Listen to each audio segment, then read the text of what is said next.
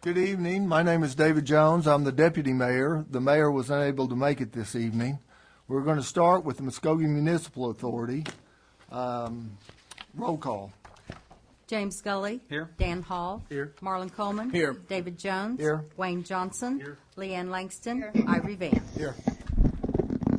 First item is everyone got a copy of the minutes from September 8th, 2014. Are there any corrections or additions? Move for approval. Have a motion for approval. Have a second. Is there any discussion? Roll call. Deputy Mayor David Jones. Yes. James Scully. Yes. Dan Hall. Yes. Marlon Coleman. Yes. Wayne Johnson. Yes. Leanne Langston. Yes. Ivory Van. Yes. And the motion passes. Item number 1. Consider approval of the Muskogee Municipal Authority Report of Claims for the month ending September 30th, 2014. Does anyone have any, do we want Jean to come up or is Jean here? No, she's not here. I'll entertain a motion. Move for approval. Have a motion for Second. approval, a second. Is there any discussion? Roll call. Deputy Mayor David Jones. Yes. James Scully. Yes. Dan Hall. Yes. Marlon Coleman. Yes. Wayne Johnson. Yes. Leanne Langston. Yes. Ivory Van. Yes. And the motion passes, and that's the only item on the agenda, so I'm adjourning the Muskogee Municipal Authority. Now call to order the Muskogee City Council this October 13th, 2014. Would everyone please rise for the invocation to be given by Council Member Wayne Johnson and remain standing for the flag salute. Would bow with me in prayer. Dear Lord, Heavenly Father, as we come to you this evening, dear Lord, we're so thankful for the many blessings that you have provided us for us. Dear Lord, we're thankful for the multiple growth that you're giving in the city of Muskogee. Dear Lord, I ask that you would help us to grow within our hearts and be a giving community and help us see the needs within each and every one of us individually. Help us to grow inside ourselves as a giving nature. We ask, dear Lord, that you'd be with each of us council tonight as we're making decisions that will be to the benefit of our community. These things we ask and pray in the name of Jesus Christ. Amen. Amen. Attention, salute, pledge. I pledge allegiance to the flag of the United States of America and to the republic for which it stands, one nation, under God, indivisible, with liberty and justice for all.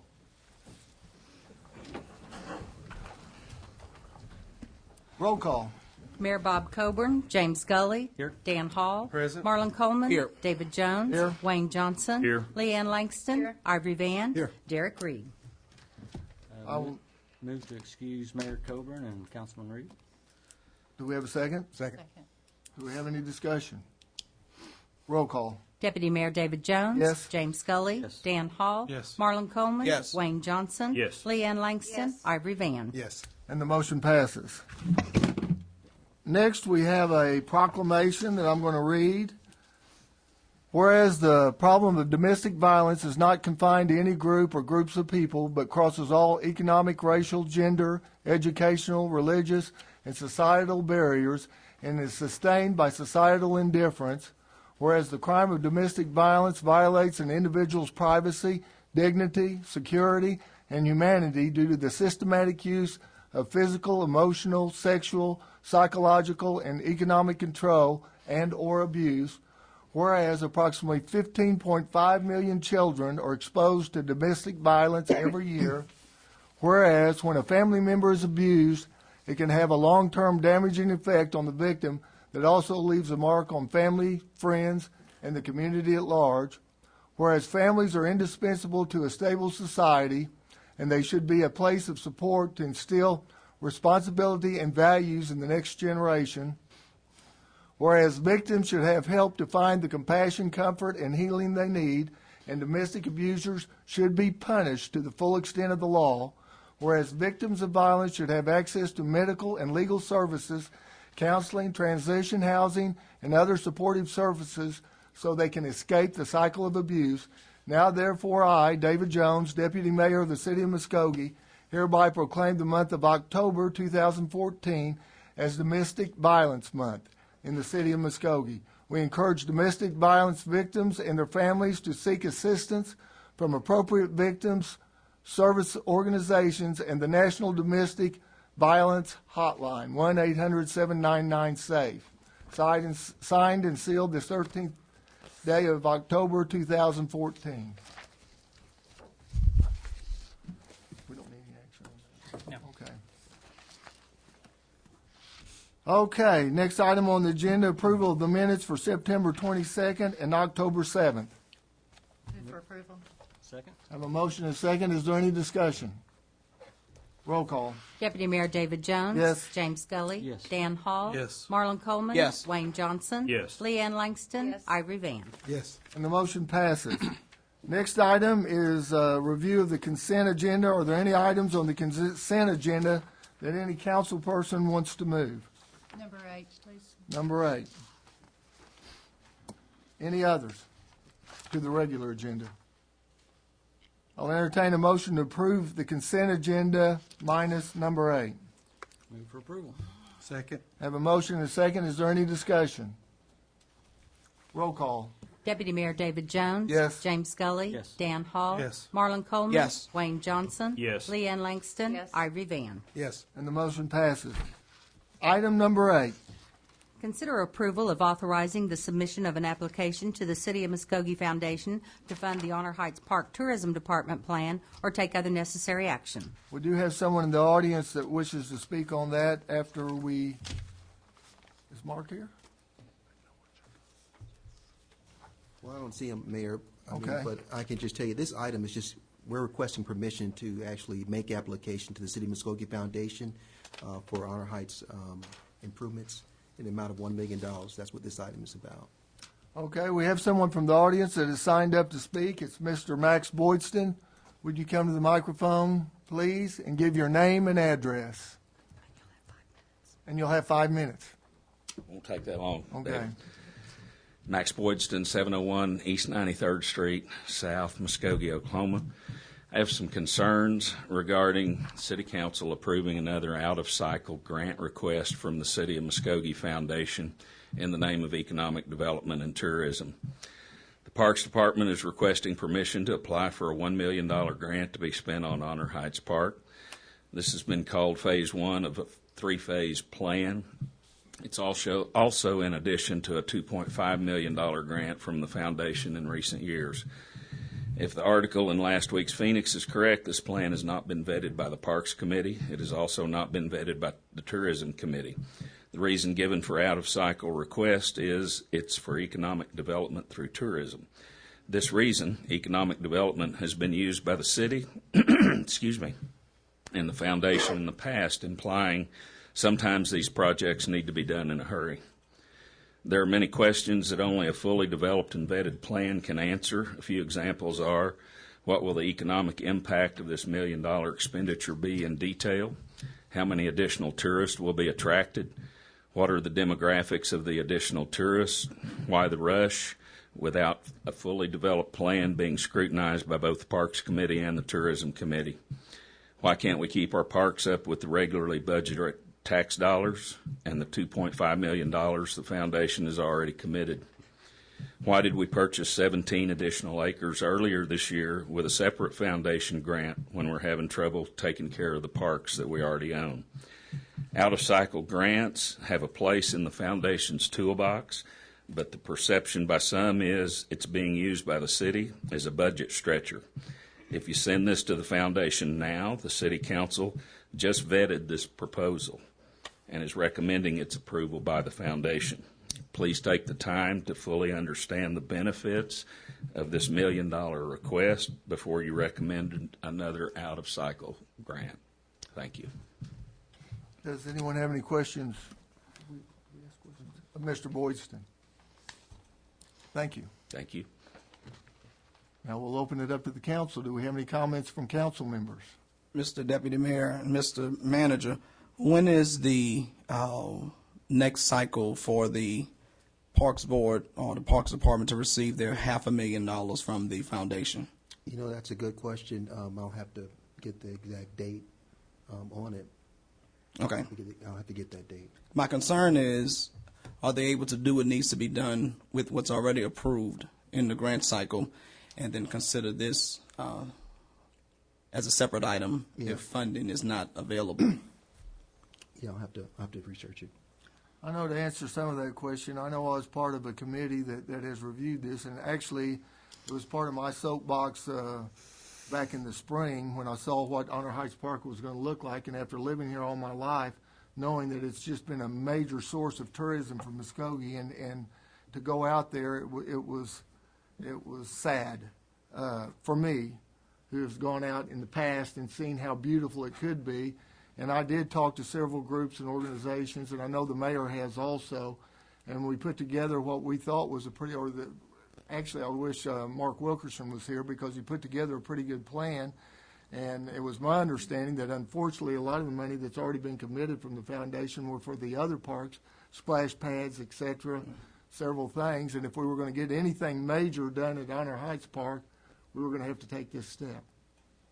That's my understanding. Any other comments? I know I was a part of looking at the azaleas and seeing the condition of them and looking at a long-range plan on it. I know we all as council did receive Max's letter. I thought it made some really good, brought up some really good points to me. I think too many times we do go out of cycle, or it's an emergency clause, and this is not one of them that I think we should do.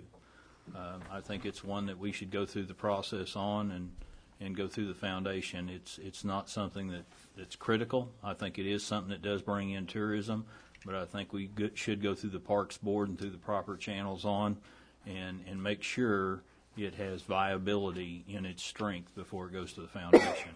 And I appreciate Max bringing that to our attention. And so this wasn't presented to the Parks Board? Who's on the Parks Board? Me? Was it presented? Was not. No. Okay. And I thought it was. I did too.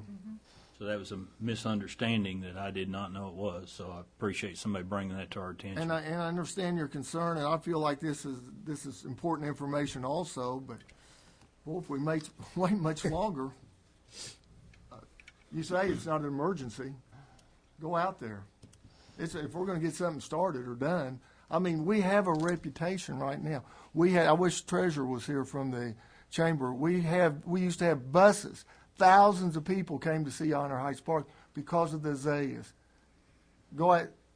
It's not happening now, and we're going to lose all those people that are used to coming because we're going to say, well, we're not going to come because there's nothing to see. I think there is an emergency involved, but maybe we can postpone this or something and have Mark come and give him a chance to meet with the board and review this more in depth at a next meeting or something. I don't know. What's the feeling of the council? I agree, Deputy Mayor, that it is something that needs to be looked into without being too further delayed. I was just saying that maybe the delay should just be enough time to be certain that we've done our due diligence, that it's going through the appropriate channels without taking forever and a day. I would think maybe 2 weeks would be plenty for us to take action. I'll make a suggestion. Okay. What we can do is, this is just this is authorization to apply to the Right. Muskogee Foundation. And so what we'll do is we will present this matter to the Parks Board, so the Parks Board can review the proposal. This is a result, I don't know if you recall, but several months ago, I put together like this task force. We were going to move it to different wards, so you could give input into these parks, and we started with Ward 1. That's why you were there, Councilor Johnson. Didn't know they didn't go to the Parks Board, but it's not required to, but we would love to get their input in this process. And so we'll set it for the next available Parks and Recreation Committee, and then we'll decide on if it's ED committee or the regular cycle. And I'll get with the foundation to sit down with them on it. Well, I think that bringing up the economic impact, I think, is important. I do, too. And, I mean, I, too, agree that we need to do something Yep. drastic and soon. But if we're touting it as an economic development project, then we need to have some economic figures to back it. We can do that. The foundation, when you submit one of these requests, they have, like, in their application, certain things. It may not talk about the number of jobs created as a result of the project, but they require you to list certain things and respond to certain questions. So I think the chamber has the numbers or approximate numbers, how many people used to come and how much money each person spends when they're in Muskogee and things like that. So I think we just need to get more information. So what should we, You can take no action, or you can table it to a time certain. Dan, when's the next Parks and Rec Board meeting? It's by call. We've said it because Soon. So no shorter than 48 hours. I promise you there'll be a phone call tomorrow. So should we just take no action until the next city council meeting? I would recommend that since we don't, Okay. since we'll have to do a special call for the park board Do you need a meeting. motion to that? we don't need a motion on that? then? Correct. No, we don't need a motion. So we'll move on to, any other comments before we move on? Okay, next item on the agenda is number 13. Hold a public hearing, number 1, to provide an opportunity for questions and answers regarding a proposal for the creation of Increment District Number 3, City of Muskogee, Oklahoma, and take any necessary action. Okay, I'm going to open up a public hearing, and we do have someone in the audience that wants to speak on this matter. So, Mr. Tucker. Thank you, Deputy Mayor, members of the council. This is one of 2 statutory required public hearings that we are to hold prior to any adoption of a tax increment district ordinance establishing such a district. Nate Ellis with the Public Finance Law Group is here. I would get the public law and the finance mixed up, so I was hopeful I got that correct. He's here. He's going to make a brief presentation on the proposed plan. If the council will recall, about a month ago, you all adopted an ordinance, a resolution establishing your intent to create this district. This would encompass the urban renewal area. And Nate, I'm going to turn it over to you to make your presentation. Okay, thank you, Roy, and Deputy Mayor and Council. It's a pleasure to be here. This is the first of 2 required public hearings, as Roy was saying, with respect to the potential creation of a tax increment district in the city of Muskogee. A tax increment district, just to give you a very brief overview, and for those of the members of the audience that may have not heard this before, it's a statutory structure in Title 62, starting at Section 850 and following, the Local Development Act, that permits the capture of new tax revenue that's generated as a result of development and the application of that new tax revenue to identified project costs that help support and, in effect, cause that development. There's certainly a little bit of a chicken and egg situation because you have to have development finished in order for there to be new tax revenue in the form of ad valorem and sales tax generated in the future. But this provides a statutory mechanism where those future revenues can be captured and, if necessary, even bonded against to be able to provide funds up front to complete projects that are identified within a project plan for the purpose of supporting and affecting that development into the future. If you'll recall back a few months back, you reached a conclusion of a beginning of a process with respect to designating a particular area within the city as an urban renewal area. And this was actually about a 3-year process that involved a great deal of background research by city staff and ultimately resulted in the city and creating an urban renewal authority and identifying a particular parcel or a particular tract of area between Shawnee and Talladega and then between 11th and Chicago. And the reason this was designated an urban area is, many of you may be familiar, there's basically a significant decline in the economics of the area. Without going into a great deal of detail, there was a declaration that there's blight in the area. Certainly it's not a developed property in a manner that the city sees as being economically viable going into the future. So that's kind of the beginning process. The TIF actually represents, if you will, stage 1 of the city's ability to execute the goals and objectives of that urban renewal plan. And so to that end, one of the things the city's done is they have sought proposals from development groups for phase 1 development projects, one of which you identified as a Three Rivers Plaza shopping area. And that's for familiarity's sake, that's the one that's the Dick's and the TJ Maxx and the Ulta. And so proposals were received, and a particular proposal was selected by the Urban Renewal Authority and the city. And so that process has continued forward. As part of the proposal that was received, there was an identification of some costs associated with that development of project that the developer proposed that the city might look at as some form of an incentive to help facilitate that development project. Now, kind of independent of that, the city has also identified a number of other infrastructure projects that are necessary for this larger urban renewal area, including different infrastructure like water and streets and sewer improvements, drainage improvements. There's a particular parcel that would be part of this particular shopping area that's the current juvenile detention center that will be relocated as part of this process, and that project is already underway. And then there's also an identification of the ability to start to acquire some of the parcels within this larger urban renewal area, with the idea that the way the lots are set out right now, most of them are too small to be able to do any significant development on. So the city potentially, in kind of a land bank type idea, be able to acquire parcels and consolidate some of those parcels into an area that could actually be developed into real economic engines to serve that area and the greater community as a whole. So in addition to that Three Rivers proposal, there's also been a multifamily housing project that's been identified.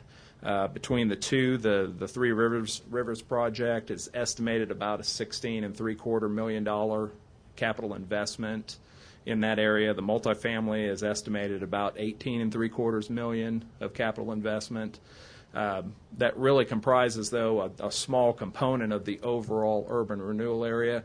There's an expectation at the city level, I think, that future proposals will be entertained at later dates, and so those additional proposals represent potential additional growth that for purposes of this project plan, we haven't taken into account any future potential items. We've just looked at what's already on the table at this point and try and engage some impacts of that and potential revenue to be captured to pay for these project costs. To talk about the TIF process very briefly, there's two public hearings that are required to be held. This is the first, the second one, and the purpose of this hearing is really a question and answer. So I'm making a presentation of the project plan for the benefit of everybody in the audience, and then there will be an opportunity for anyone to ask questions relative to that. The second hearing is for more of a public comment. I'm in favor, I'm opposed, whatever the case may be. Also in this process, you may have noticed as you were coming in here, we had a meeting with the TIF Review Committee briefly right before this meeting. That was the body that you constituted with your resolution a month ago, and that is made up of representatives of the city, the Planning Commission, all of the ad valorem taxing entities that are impacted by this, and then representatives of the three representatives at large from the community as a whole.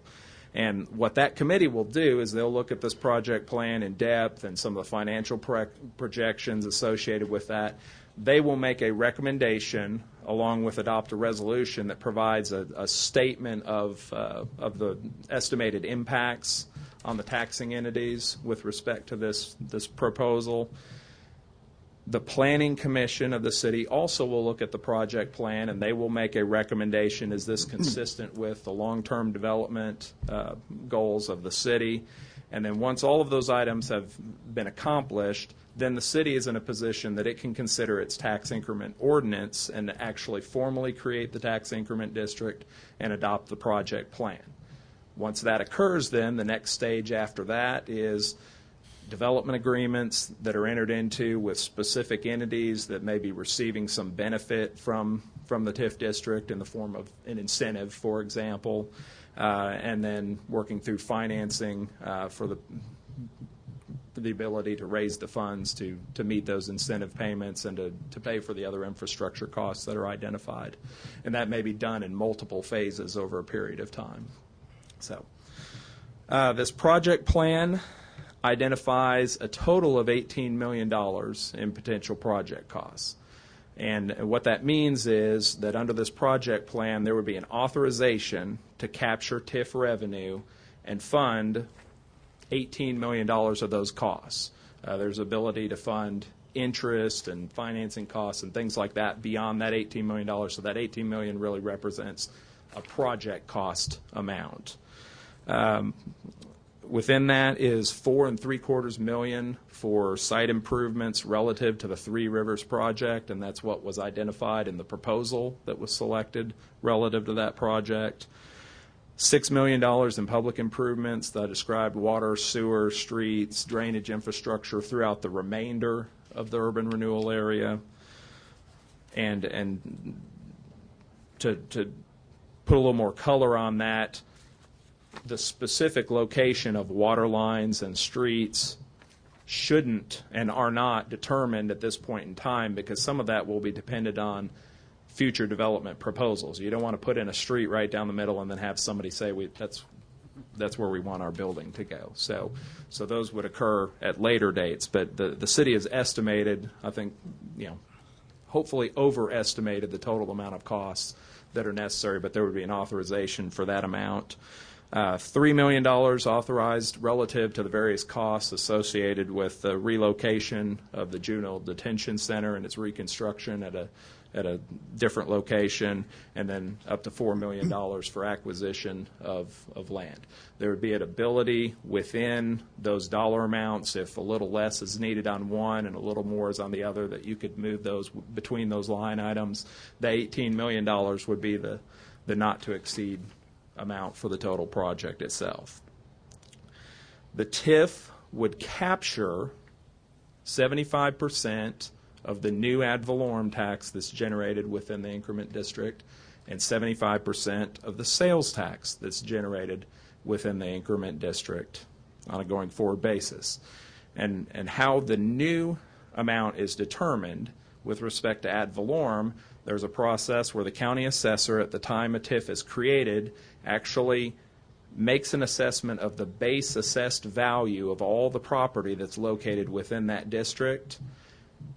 And then in order for there to be any TIF revenue, the total valuation of that area has to exceed the base assessed value, and only that amount that exceeds the base value will be captured in the form of TIF revenue, and then that amount would be divided 75-25.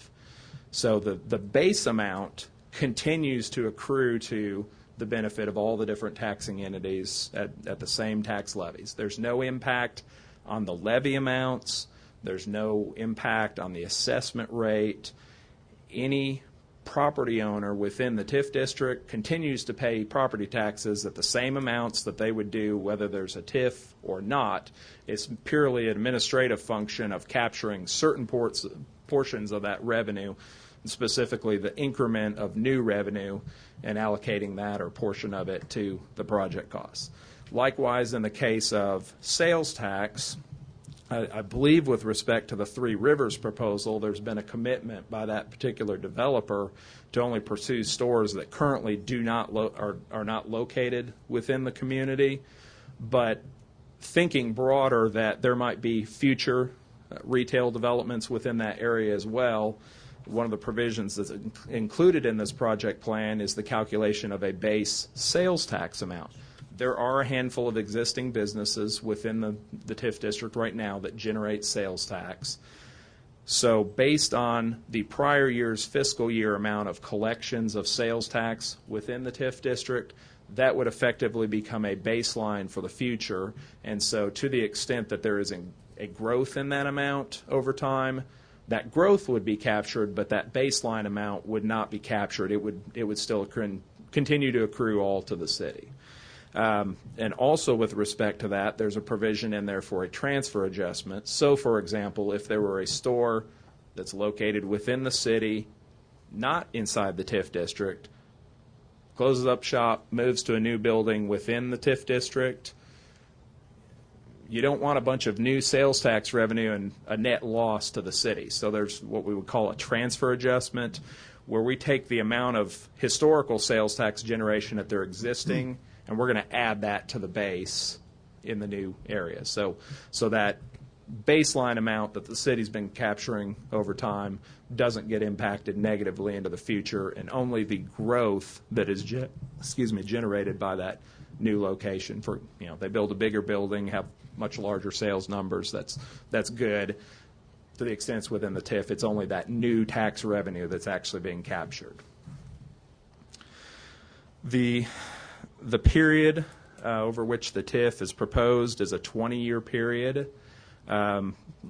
Statutorily, it can be a not to exceed a maximum of 25 full fiscal years. The initial proposal within the project plan would cut this off just slightly longer than 20 years. What is typical in a tax increment district is once a district is created, there's a time period where development occurs, and there might be a year, year and a half. Even if a project starts on day one, it might be a year or a couple years before any sales tax revenue is realized. Once the store is open, it's going to be a couple months before the city starts to receive sales tax back from the tax commission. Once a store is open, it's got to be to the next January 1 before it becomes on the property tax rolls, and the following year end before any ad valorem revenues are actually captured. So there's a timeline. So when you think 20 years, it's really more of a 17 and 18-year TIF with respect to that timeline for project to actually be implemented, constructed, and start generating tax revenue. The city, acting through a public trust, will have the ability to go out and issue bonds or notes to finance some or all of the project costs. That would be done through a public trust that could be designated by the city at a later date, whether it's an existing trust or a newly created. Either way, the plan is specifically generic with respect to that idea of just a public trust that can be designated by the city at a future date. Those bonds or notes could be secured by the TIF revenues to be generated.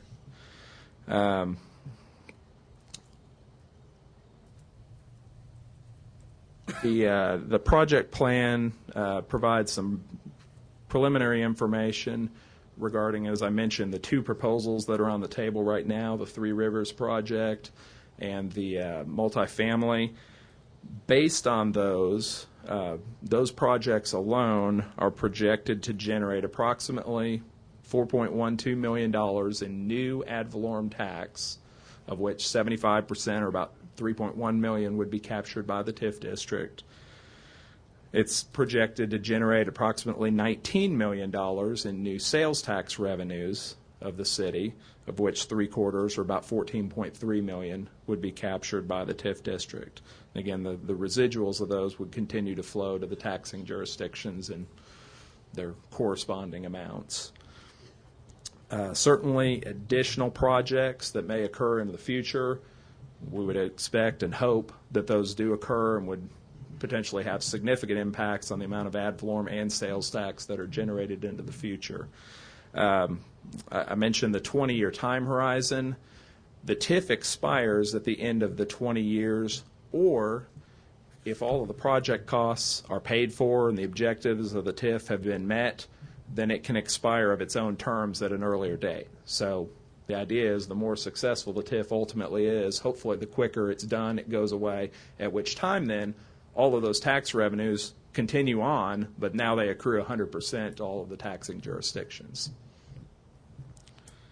I think it's an interesting note as well for purposes of the county. The county has a sales tax.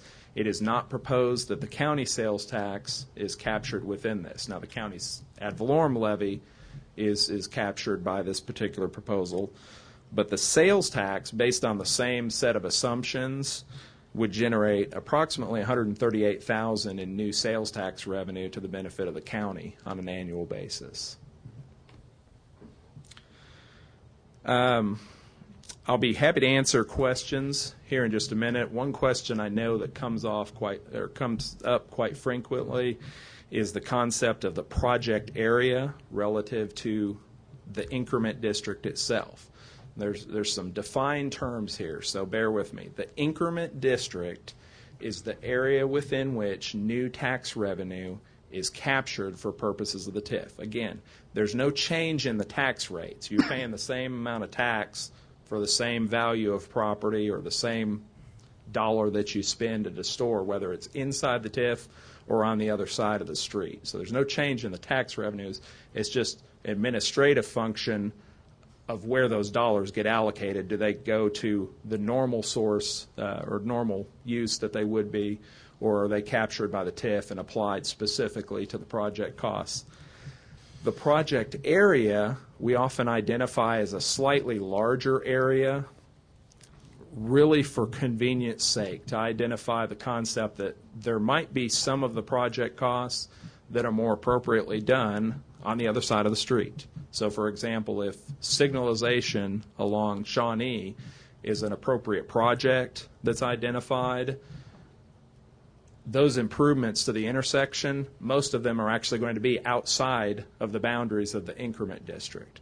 Now, those improvements, they're, in that particular case, they're public improvements. They're not going to generate any tax revenue anyways. But we identify a broader area for purposes of the project area, just for sake of convenience, to identify the area that might be affected by construction that's relative to that. That does not mean that all of the project area. In fact, I would guess very little of the project area outside the increment district would actually be affected in any way by this. There are limitations for a city in how much collectively in tax increment districts that they can establish based on the the relative amount of area within tax increment districts compared to the total valuation of the school district, the total valuation of property within the city, the total land area within the city. With respect to this project, these are all very minor amounts relative to those total areas, but that is a cumulative test. So to the extent that the city has future tax increment districts that it may want to consider, and it has prior tax increment districts that may remain in effect, that is a consideration that we have to look at kind of in the aggregate to make sure we don't exceed those amounts in the future. There is no limitation on the size of the project area. We could designate the entire city as the project area if we wanted to.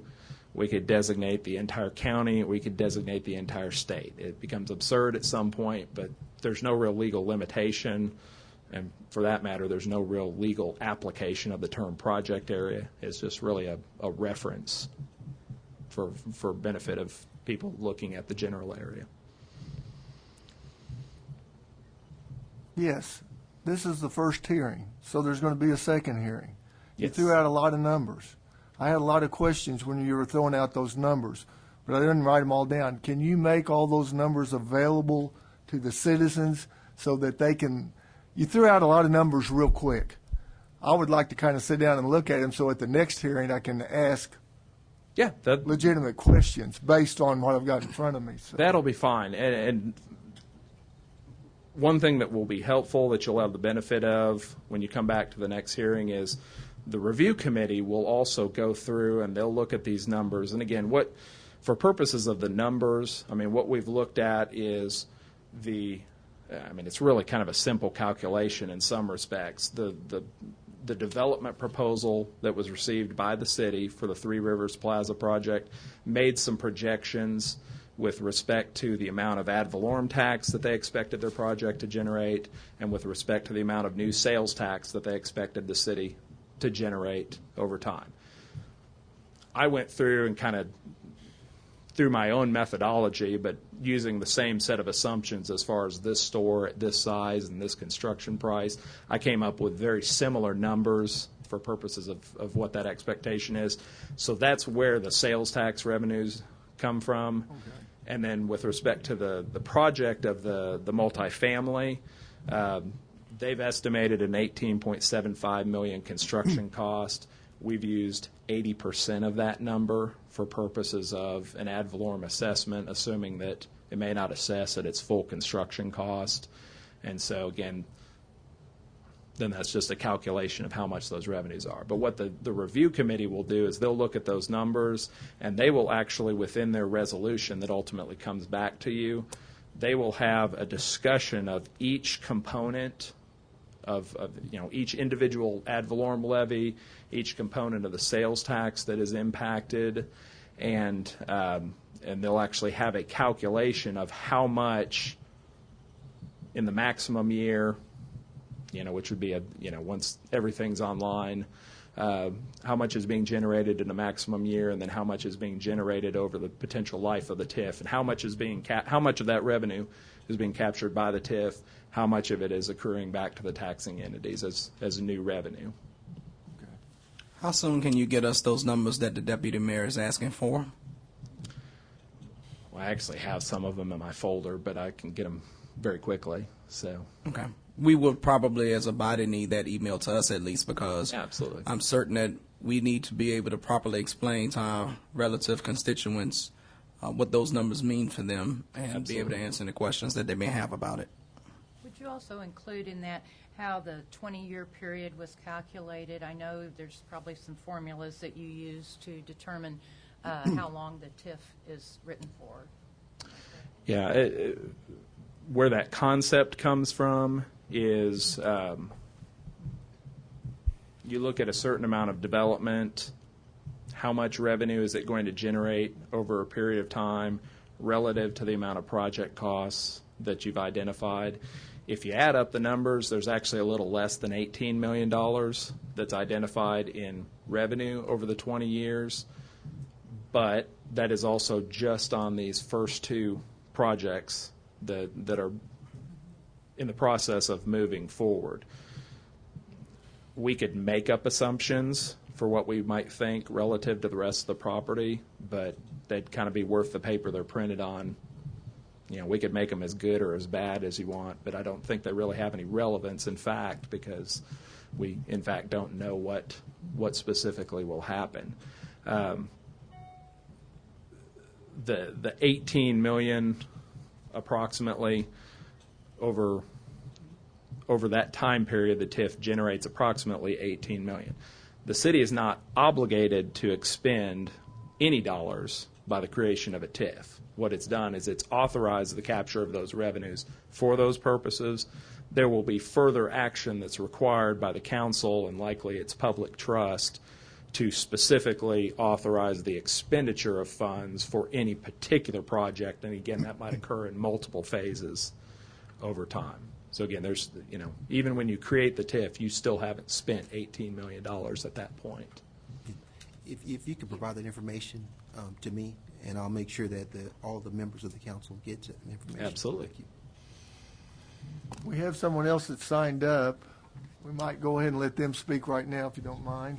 Teresa Rutlinger, please come forward, give your name and address, and you have 5 minutes. Teresa Rutlinger, 2500 Shelby Court. I've talked to quite a few people that are much, much smarter than me, and about this particular project. They are of the opinion, and I know we're kind of in a dilemma here in this town, but if we had enough industry coming into this town, industry brings retail without us having to do all this extra money thing that we're doing right now. I realize that we're having to get something going, so we're going to have to use, this TIF program or whatever. But Mr. Little can probably tell you a lot more than this. I really think this is going to hurt the school district if you don't keep this as a short TIF as possible. I don't know if once we get things up and going, if that's going to get more people coming in or more businesses coming in, and maybe we won't have to offer them all these incentives as much. It just doesn't make sense to keep on throwing money and throwing money and throwing money, and at some point in time, you're going to be in the hole big time. Once again, 20 years is a long, long time to be kind of shackling our schools with not getting. We're already below what a lot of the surrounding schools are per student, and this is just going to make it that much worse, my understanding. Possibly I'm just out of touch with things now. I also think it's unfair to the other retail businesses and apartment owners that are not going to be in this particular urban renewal district who didn't get all these wonderful incentives when they took the plunge and put their businesses in here. If you're going to now go and tell people that if your business is in downtown, which we are trying to grow, come to the urban renewal area, and, you know, it won't hurt you any, it's going to hurt our downtown. I don't know how you're going to help the people that have already established here, and now you're paying people to come to the urban renewal area, and pretty soon you're going to be robbing Peter to pay Paul, in my opinion.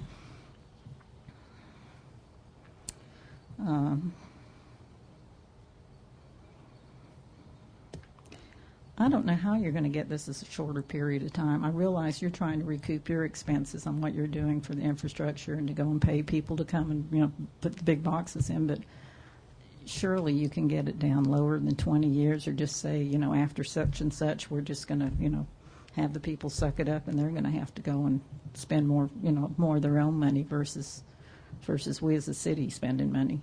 And please think of our school district, because without the education and stuff like that, we can have all the stores in the world and no industry, and, you know, we're just not going to have the money for our children. Thank you. Is there anyone else in the audience that wants to speak on this matter? Or do they have to sign up? They have to sign up. Oh, you had to sign up, so you're out of luck. I think actually we don't reduce the amount that the schools get. Actually, this is an increase, the way I understand it. You have to agree to it. Did you want to answer that one question, since this is questions and answers? Yeah, I can. Quickly. What is a very good and simple question I can answer in a very complicated manner? I'll try and boil it down. Please. One of the things that the review committee is going to look at again is the specific impact relative to each component of levies. The school receives a fairly large levy in the form of its general fund levy. It's about 36 mills. I mean, that comprises more than a third of the total amount of ad valorem property tax that you pay on an annual basis. That is subject to state appropriation limitations. Most school districts in the state don't generate enough off of their ad valorem levy, and the state makes a supplemental appropriation to make up the amount. The impact of a TIF is basically they don't get that growth or that new revenue based on that 36 mills, which means the state is making it up through an increased appropriation, or stated better, if they received that amount, then their reliance on their appropriation would be a little bit less. When everybody's growing and the state's doing well, that's not a concern at all. When it is a concern is when the state is perpetually cutting budgets. You know, if you have a 10% cut and you rely on $4 million of state appropriation, you're going to feel that a lot more than if you have a 10% cut and you only rely on $400,000 of state appropriation. So that's where the impact comes in. It's not a dollar for dollar trade-off, but under most normal circumstances, it's pretty close. The sinking fund levy, they lose the ability to bond against that new property, but the amount of valuation that we're talking about in this area relative to the total valuation of the school district is a fairly nominal amount, so it's not going to have a meaningful impact on their ability to levy property tax for purposes of issuing their general obligation bonds at the school level. The money they really give up is the building fund levy, about 5 mills that they receive. That's money they would otherwise get that they're giving up. To go to the other point, though, the question or the comment was posed that the reason why you do things like a TIF, that you try economic incentives like this, is exactly that, to try and prime the pump. You get this initial project going. Hopefully these projects spur additional projects. Now, the city's identified costs beyond this $4.75 million that they think need to be accomplished in order to more fully develop the area. But hopefully that $4.75 million represents kind of the pump prime and gets the project going on an overall basis and really provides the momentum needed to carry it forward. Thank you, Mr. Ellis. Do we need to close the public hearing and get comments from the... Yes. Then get comments? Thank you very much for your comments. Before you close it, I'll restate one more time. The second public hearing will be held Monday, October 27, 2014, at 7 p.m. as an item on the city's regular meeting schedule or agenda Thank you. in 2 weeks. I'm now closing the public hearing. Do we have any comments from any of the council people? Just to make sure on the schools, it's not just new money. I mean, there is some skin in the game to the school. It's not just new money. The existing property taxes continue to go to the schools and the counties in the same amounts that they historically now. have. Yeah. But like the building fund, it would be affected. And the existing building fund levy, existing sinking fund levy, with respect to the base value as is determined, that continues as if, for example, if we created the TIF and there were no new value ever created, the TIF would capture $0. And the ad valorem entities would continue to collect those revenues. If we didn't create the TIF, then we might very well have that situation where there's no new ad valorem dollars ever created, and they're going to capture 100% of nothing. So, again, one of the ideas behind the TIF district is you provide this economic tool to try and increase the tax values, and that ultimately has a positive impact long-term on the taxing jurisdictions because it increases the overall tax base. With respect to the split, to the extent that there is growth, every dollar of growth, 25 cents is going to be allocated back to the taxing jurisdictions, of which the school is going to be receiving the majority of that as representing really over 2/3 of the total levy. And the real challenge has been is where the state makes it back in appropriations, they haven't been making it back up in appropriations. That's where the challenge has been. Yeah, I agree. I mean, that's the potential impact is when there are budget cuts. I mean, When there are budget cuts, we don't get it. Right. And we've been in a time of budget cuts. But that number will be relative to the average daily attendance of the school district and whatever the state sets as the per pupil funding level for that particular year.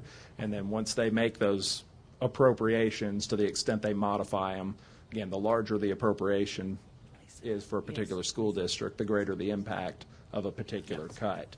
How much of that is, could have been made up within the increment district is difficult to determine. I'm just saying there's skin in the game. Yeah, absolutely. There's skin in the game. And one of the ideas behind having a split is that the district and the other taxing jurisdictions do get some of the growth. They're not getting It's part all of being it. in a community, but I didn't want to be deceiving. There's skin in the game. No, absolutely. Okay. Thank you, Mr. Ellis. The rest of this is to take any necessary action. I assume we don't take any necessary action until after at least the second public No hearing. action is required. The other question I had, Okay. I noticed one that the sales tax from the county was not included. Yeah, I think it's, Do you want to know why? is Nate, that can the you speak to that? .65? The .65 was 0.65. taken out of the incremental allocation. It could be included. It would require specific authorization by the county to do so. A city has the ability to create a TIF district and capture its own sales tax because you're taking action on that when you do that. And to capture ad valorem tax generally, there's a recommendation process, but ultimately the city has the statutory authority to create that tax increment entity and capture those ad valorem revenues. It does not require specific consent from any of the ad valorem entities with respect to that ad valorem tax. It would require the county's specific consent in order to capture some or all of that sales tax. And does that have to be done now? Can that be done later after the second public hearing? Do we have to get their permission or their authorization to? Well, I mean, at this point, there is no proposal to capture any of that sales tax revenue. Okay. So, I mean, you could also include hotel motel tax in a TIF district if you have a hotel motel ordinance and if you happen to have something reside within the increment district that generates it. I mean, there's any sort of tax revenue can be captured. But I think for purposes of expediency and simplicity, at this stage, there's not been an attempt to request the county to contribute the sales tax in addition to ad valorem that they would already be contributing. And Nate, isn't that one of the functions of the tax review committee, is to go through, look, and see if there are other ways that should be financed, whether or not that 6.65% should be captured, and to make recommendations to the body? Absolutely. Any final comments on item number 13? Thank you, Mr. Ellis. Thank you. Item number 14. Hold a public hearing and take action on the approval of an ordinance rezoning the property located on the southwest corner of 3rd Street and Columbus Avenue, more particularly described in the ordinance, from B Single Family Residential District and F General Commercial District to Mixed Use District, and if approved, authorize staff to revise the official zoning map of the city to reflect said change. Okay, I'm opening the public hearing. Mr. Garvin. Deputy Mayor, members of the council.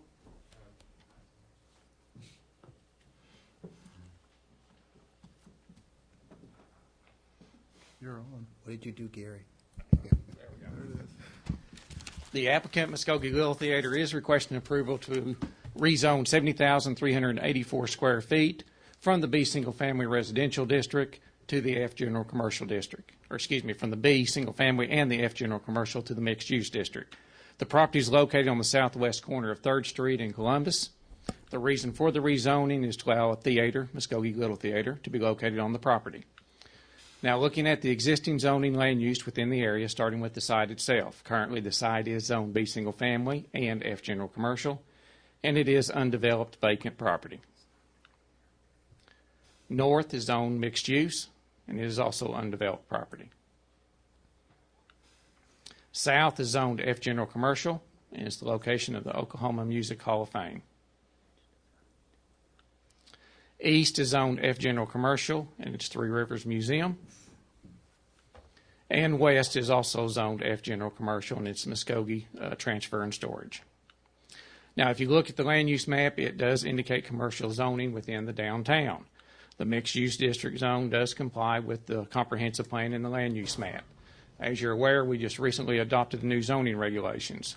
Once this is approved, it will go from a mixed-use zoning classification to a CBD, Central Business District zoning classification. This item has been recommended for approval by staff, Planning Commission, and Public Works Committee. I'd be glad to answer any questions. I have a question. Yes. Do we not have any timing requirements for when things are zoned and rezoned and changed and all of that? Well, as far as timing, I mean, when someone makes an application, it's got to be submitted 20 days prior to a public hearing. And what we do is send out notices to everyone within 300 feet, and we also publish it in the paper. As far as that's the only timing, other than if a request is denied by council, then there's a 6-month waiting period before that request can be reheard. Gary, I think she may be talking about like time limitations on special exceptions and those kinds of things. You know, if they approve something, they have so many days to follow through with it, or it reverts back down. Well, on the zoning, once it's zoned, basically, if there's no emergency clause, which we don't do anymore, it goes in effect after publication. No, really, what I was wanting, actually, I don't know. I guess I'm just looking in the future. I mean, this has already been decided, you know. We've already gotten rid of buildings there, and we're, you know, building something that's going to be wonderful and everything. Just seems like it's a little late in the game to be changing the zoning. I mean, what choice do we have now, really? And I'm not complaining about that. I want this to go ahead and everything. I'm all for it. But I'm just wondering if we have any, is there any necessity to get something rezoned? Well, typically, when a lot of the issues will come up when they make application for a building permit. Okay. Then they'll come in, we'll look at the zoning. If it's not zoned, we'll inform them that the property needs to be rezoned. In this case, one of the main reasons why they're rezoning to the mixed use is because of the setbacks. In the F General Commercial District, you got a much greater setback than in the mixed use, where in the mixed use district, you can basically build on the property line. So they could still build under the current zoning. They would just have to alter their plans, their design. Just seems it would be prudent possibly to mention that it might be a good idea to check on zoning before plans are made. You know. that's good advice for everyone building. Very good advice. That's all I really needed to know. Okay, I'm going to close the public hearing. Any comments now from any of the council people? Move for approval. I assume there was Second. Motion? I assume there was no one signed up to speak. There wasn't. Second. We have a motion and a second. Is there any further discussion? Roll call. Deputy Mayor David Jones. Yes. James Scully. Yes. Dan Hall. Yes. Marlon Coleman. Yes. Wayne Johnson. Yes. Leanne Langston. Yes. Ira Van. Yes. And the motion passes. Item number 15. Hold a public hearing and take action on the approval of an ordinance rezoning the property located at 920 North Main, more particularly described in the ordinance, from F1 Open Air Highway District to F2 Restricted Commercial District, and if approved, authorize staff to revise the official zoning map of the city to reflect said change. We have several people signed up for this, but I'm going to open the public hearing. Mr. Garvin. Deputy Mayor, members of the council, the applicant, American Veterans Motorcycle Club, is requesting approval to rezone the property from the F1 Open Air Highway District to the F2 Restricted Commercial. The property is located at 920 North Main Street. The reason for the rezoning is to allow a private club to be located on the property. Again, looking at the existing zoning land use, the site is currently zoned F1 Open Air, and there's a vacant commercial building. North is zoned F1 Open Air. It's a location of boat and jet ski sales lot. South is zoned F1, and it's tractor and farm equipment sales lot. East is zoned F1, and it's undeveloped vacant property. And west is zoned F1, which is across Main Street, and it's an auto repair shop. Again, looking at the land use map, it does indicate commercial zoning along the Main Street corridor. The F2, which will be C2 underneath the new zoning classifications, complies with the land use map and the comprehensive plan. This item was recommended for approval by Staff, Planning Commission, and Public Works Committee. I was mistaken. We only have one person signed up. Leon Stedham, would you like to come forward? Give us your name and address. You have 5 minutes. Okay. My name is Leon Stidham. I'm with the American Veterans Motorcycle Club. I'm seeking approval for you to pass the rezoning. We support veterans here in the local area, plus surrounding communities with fundraisers and so forth, and that's what we're going to be doing here also. So if staff have any questions, we'll be glad to answer them. Questions? Mr. Stedham? Nope. Thank you very much for your thank you. comments. Okay, I'm going to, since there's nobody else signed up, I'm going to close the public hearing. Do we have any questions from the council? Move for approval. Second. I have a motion and a second. Is there any further discussion? Roll call. Deputy Mayor David Jones. Yes. James Scully. Yes. Dan Hall. Yes. Marlon Coleman. Yes. Wayne Johnson. Yes. Leanne Langston. Yes. Ira Van. Yes. And the motion passes. This is the one that had several people. Okay, item number 16. Hold a public hearing and take action on the approval of an ordinance rezoning the property located at 3900 Chandler Road, more particularly described in the ordinance, from A Agricultural District to E Office and Personal Service District, and if approved, authorize staff to revise the official zoning map of the city to reflect said change. And I'm going to open the public hearing. We have several people that want to comment, but we'll start with Mr. Garvin. Deputy Mayor, members of the council, the applicant McCoy's is requesting approval to rezone 1.8 acres from the A Agricultural District to the E Office and Personal Service District. The property is located at 3900 Chandler Road. The reason for the rezoning is to allow a boys group home to be located on the property. Again, looking at the existing zoning land use within the area, the site is currently zoned A Agricultural and is a vacant church. North is Zone D multifamily and is undeveloped property. South is Zone B single family. There's a single family dwelling and undeveloped vacant property. East is zoned F1 open air, and there's a single family dwelling. And west is Zone D multifamily and E1 local commercial and is undeveloped property.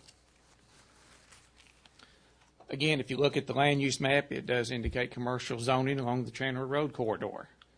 They are requesting the E zone, which will go to the C1 zone underneath the new classifications, and this request complies with the land use map and the comprehensive plan.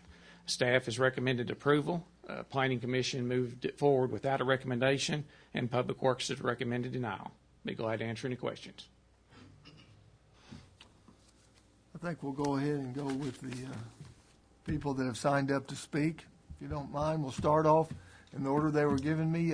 Dennis Wellhite, please come forward, give your name, address, and you have 5 minutes.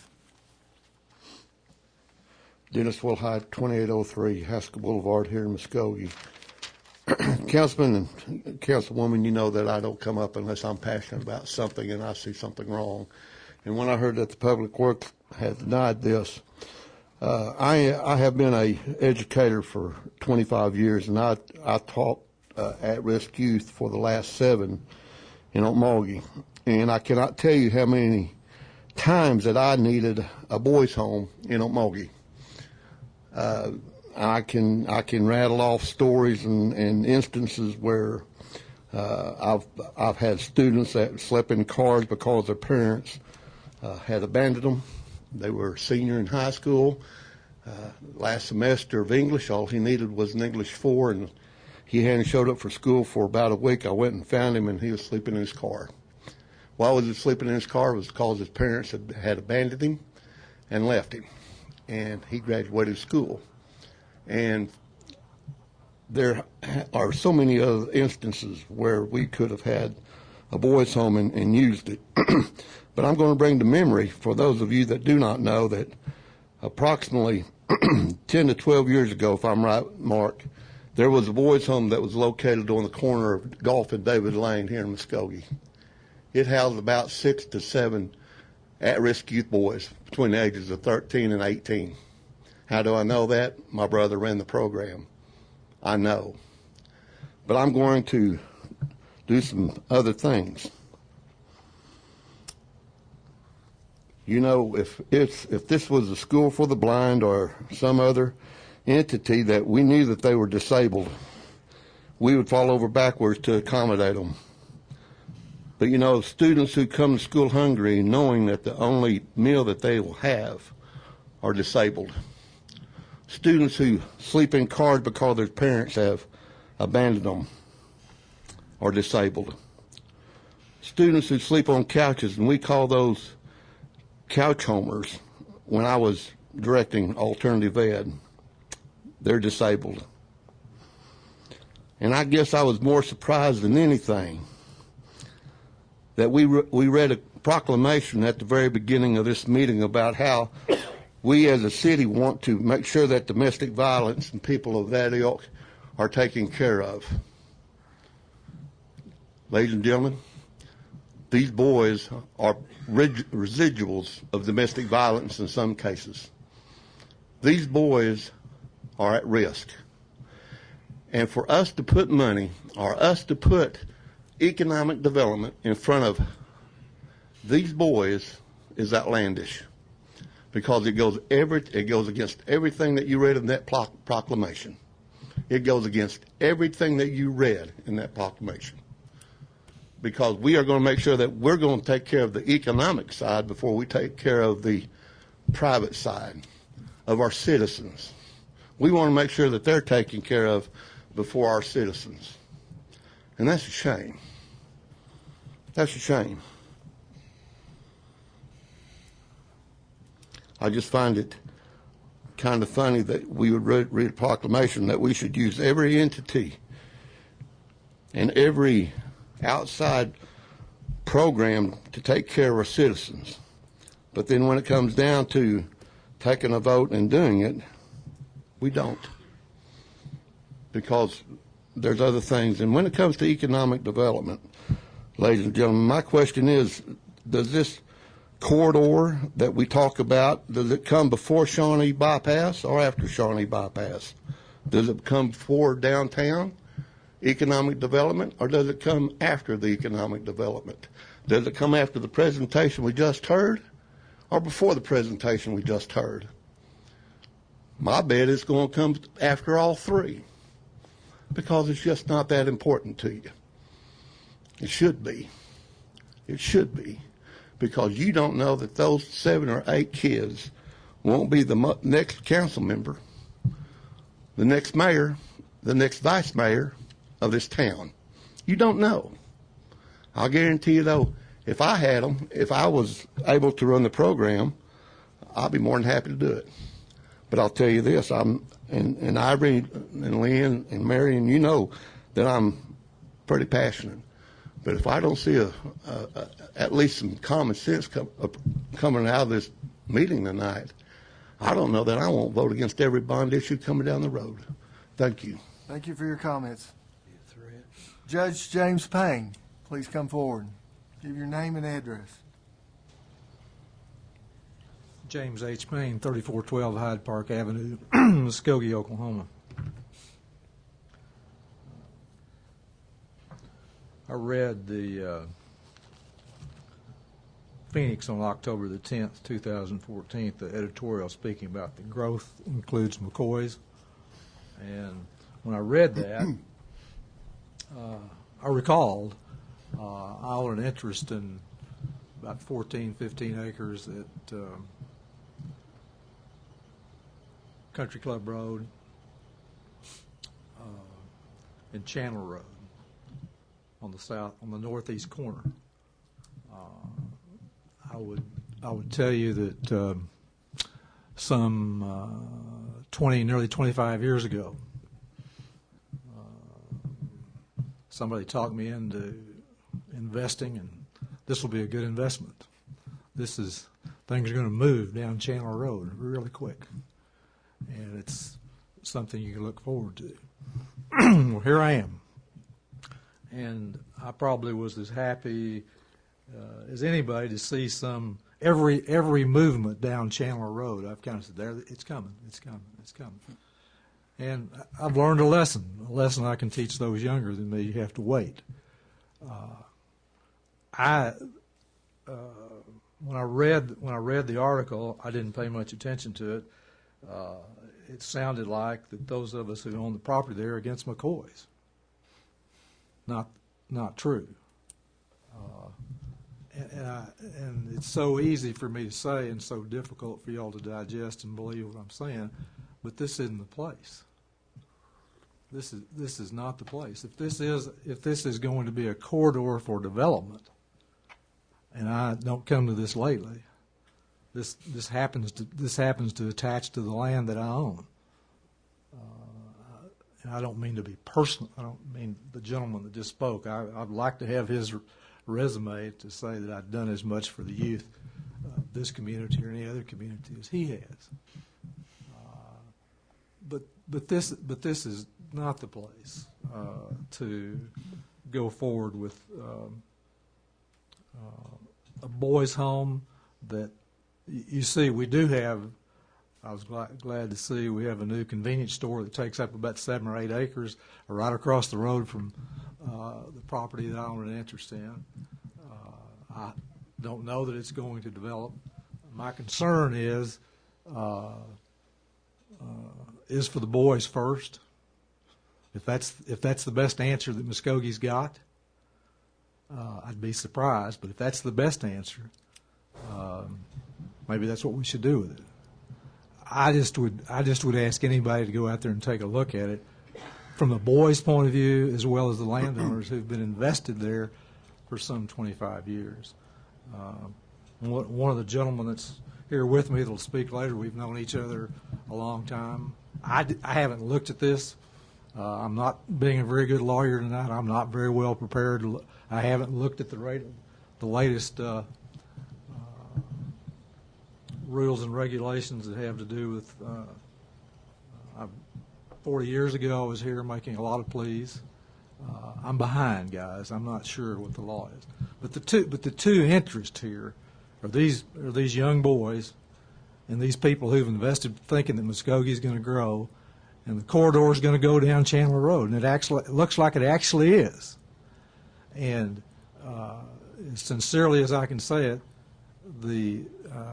put this nice development that's going on across the street to the south, obviously to those of us who have property across the street, looks really good.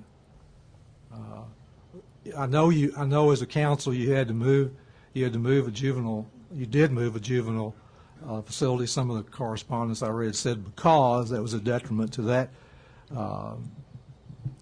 development on Shawnee, the Shawnee bypass. And I just ask you to consider that you also have a development going down Chandler Road that I think should not be disturbed. Thank you. Thank you. Don Younger. Name and address, please. My name is Don Younger. I live at 7001 East Smith Ferry Road, Muskogee, Oklahoma. I have several concerns about this proposed property use. I'll try not to ramble too much. I own or have interest in several pieces of property on Chandler near this site. I have zoned several pieces of property in Muskogee, for example, on York Street, Shawnee, Chandler Road, 24th Street, and others. I have always found the planning department to be very helpful and knowledgeable. The City Council has always affirmed every petition that I've had in for rezoning, and it's because it was correct. The first question, when I go to the City Planning Department, Mr. Garvin or any other person there, but generally Mr. Garvin, is the first question is, what is the intended use for this piece of property? Whenever I tell him the use, he simply says, let me check the land use map or the planning map that we had or the zoning land use map. And if it is approved in the land, purpose for the land use, planning department will be behind it. If it's not, the planning department will probably be against it. So far, everything I've had, it was in the plan use. I don't believe this is. I've heard it called a boys' home. I've heard it just called McCoy's. McCoy's has an excellent facility at Riverside. They're doing a good job. I think that's where they belong. They have additional property out there. I don't believe that this is the best use for this property. Muskogee has two corridors. One is Shawnee Bypass. The other one is Chandler Road. That's the only two corridors that go totally through Muskogee, and they're both totally four-lane. Neither one has a restriction, not for a boys' home, but for a juvenile facility of any type. I think this would, if someone is looking for a business property, he will not want to locate next to this. Mr. Payne, that owns a property behind it, it's certainly going to be a detriment to him. When they did Chandler Road, it was to have a sidewalk from one end to the other. The city manager at that time went to City Council and he said, Chandler Road is going to be commercial and industrial. I recommend we take this sidewalk money, spend it in the residential section. They did that. Said no one is going to be walking down Chandler Road. Now you're going to have 16 young adults, plus their 8 people that supervise them. They're daily. They're going to walk somewhere. They're going to walk the new Casey's down the road. There's no sidewalks. There's nothing to it.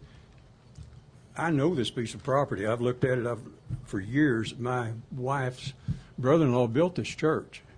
This church was not built to have a laundry facility, to have a kitchen facility, to have a food processing facility. This church or this building will now have to have that. This building is not on sewer and has no access to sewer. I don't think the city can ordinarily approve things like this. I have this and a lot of other reasons, and I think there'll be some other people here that will want to speak to this that can give their own best reasons against this. We're not against McCoy's. That's the farthest thing. I don't think this falls under the proper zoning of commercial and industrial. I may be wrong, but I think if you'll look at some of the other things that went on in Muskogee, such as Encore, which is a somewhat similar facility. They'll have from 6 to 8 people with their supervisors. They were not allowed to be in a commercial or industrial facility or zone property. That's all I have to say about it. Thank you very much for your time. Thank you, Mr. Younger. George Fletcher. Name and address, please. I'm George Fletcher. I live next door to 3902 Chandler. I live at 3902 Chandler, and I live next door to the east of this property. I've been living in that situation in that same place for 44 years. And this McCoy's is coming to me. I'm not going to it, and so I have no problem with McCoy's. And I have no problems with zoning this property as commercial. But I really believe this, from all indications, that every other group home in the city of Muskogee is zoned E multifamily. I think it's the E multifamily. And the other group homes are all belong to Encore. So if you decide we need to approve this, well, which we had a hearing last Tuesday afternoon that the board voted, give us a 5-3 vote in favor of not zoning it. And at that time they had a reason to do that. And I think they still have the reason for it, because this is not for the proper place for a place on a zoning corridor that with your own plan that you have showed it to be. I've got a little map here. It says right here, land use of Muskogee, land use plan of City of Muskogee. Well, you throw this as a commercial corridor.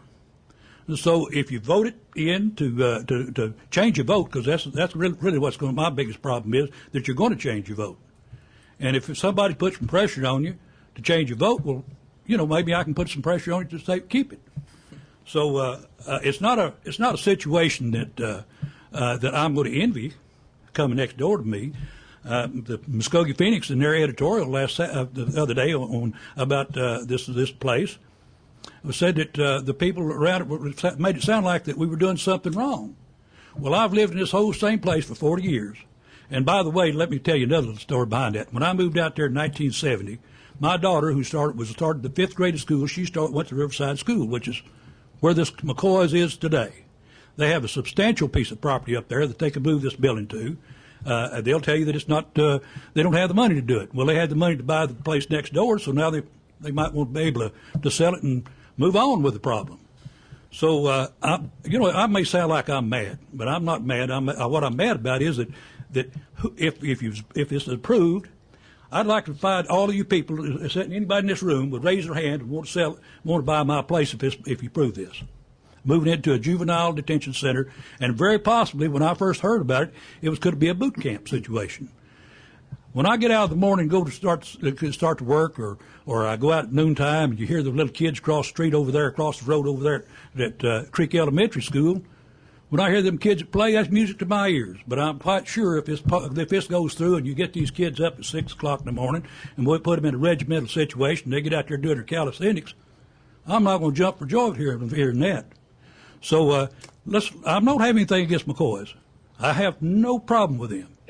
But I have no problem. But the other thing is, I did not contribute one thing to cause this problem for those children. I didn't do anything about it. But now it's coming to me. So I think I'm upset about it. So I hope you find it in your hearts to do the right thing. And if you do the right thing, you're going to vote this down because they're asking for the wrong zoning for this particular place. So if you turn it down, that's be the reason of it. If they put pressure on you, then you've got a reason to say, I voted because it's wrong. Thank you. Thank you, Mr. Fletcher. Tom Tenen. Did you want to ask a question? Oh. You wanted to ask a question? Can't ask questions. Name and address, please. Tom Tenen, 5834 West 820 Road, Port Gibson. I have before me the City of Muskogee, Oklahoma Code of Ordinances I'd like to briefly look at. Under E1, commercial, which is I think we're dealing with. Let me read this. It said, E1, local commercial district is intended to provide for the conduct of retail, trade, and personal services to meet the regular needs of and for the convenience of the people adjacent residential areas. And it steps down to the next, says use permitted. Property and building in E1 local commercial district shall be used only for the purposes in this section. There's 4 pages of listed types of businesses, 73, and I'm sure there's probably some more. No group home.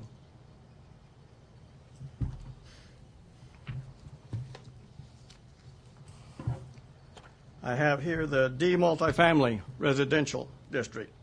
The D multifamily residential district is provided to allow medium to high population density and certain professional offices, along with religious, recreational, and educational facilities. The district generally is located adjacent to commercial districts and permits a transition to residential areas. A transition. On the list, number 8 is group homes. My argument tonight is the same one that I said to the Planning and Zoning and Public Works Committee. We're not protesting this zoning change from agriculture to commercial. As stated in the newspaper, I was interested to see that. According to the city's own zoning plan, Chandler Road is a commercial corridor and an entry point to Muskogee from the turnpike. The city has, with the aid of consultants, established a zoning plan that is designed to help solve past problems. Spot zoning causes more problems for future growth. We've seen it all over town in the past. Commercial zoning is the proper zoning for the properties along Chandler Road for the purpose of retail services and businesses. But a community group home should be in D multifamily residential. Allowing McCoys to operate a group home in a commercial zone is just not good policy. According to your own ordinances, a group home does not fall under the acceptable enterprises for commercial zoning and is therefore improper use of zoning, commercial zoning. Last week, this council listened to both sides of the argument and made your decision. I'm assuming that was based on your knowledge of the city's zoning laws and the purpose of good growth. I realize that there may have been some pressure exerted to attempt to change some votes, but the decision that was made last week was the right and proper decision. Nothing has changed concerning the improper use of zoning laws. I'm asking this council to do the right thing for the city and the people of Muskogee and stay with our zoning plan. We're eager for a commercial in our area, but spot zoning will only hurt other property owners in the area. Please do the right thing for the future of Muskogee. Thank you. Thank you, Mr. Tenon. Mr. Cedric Johnson.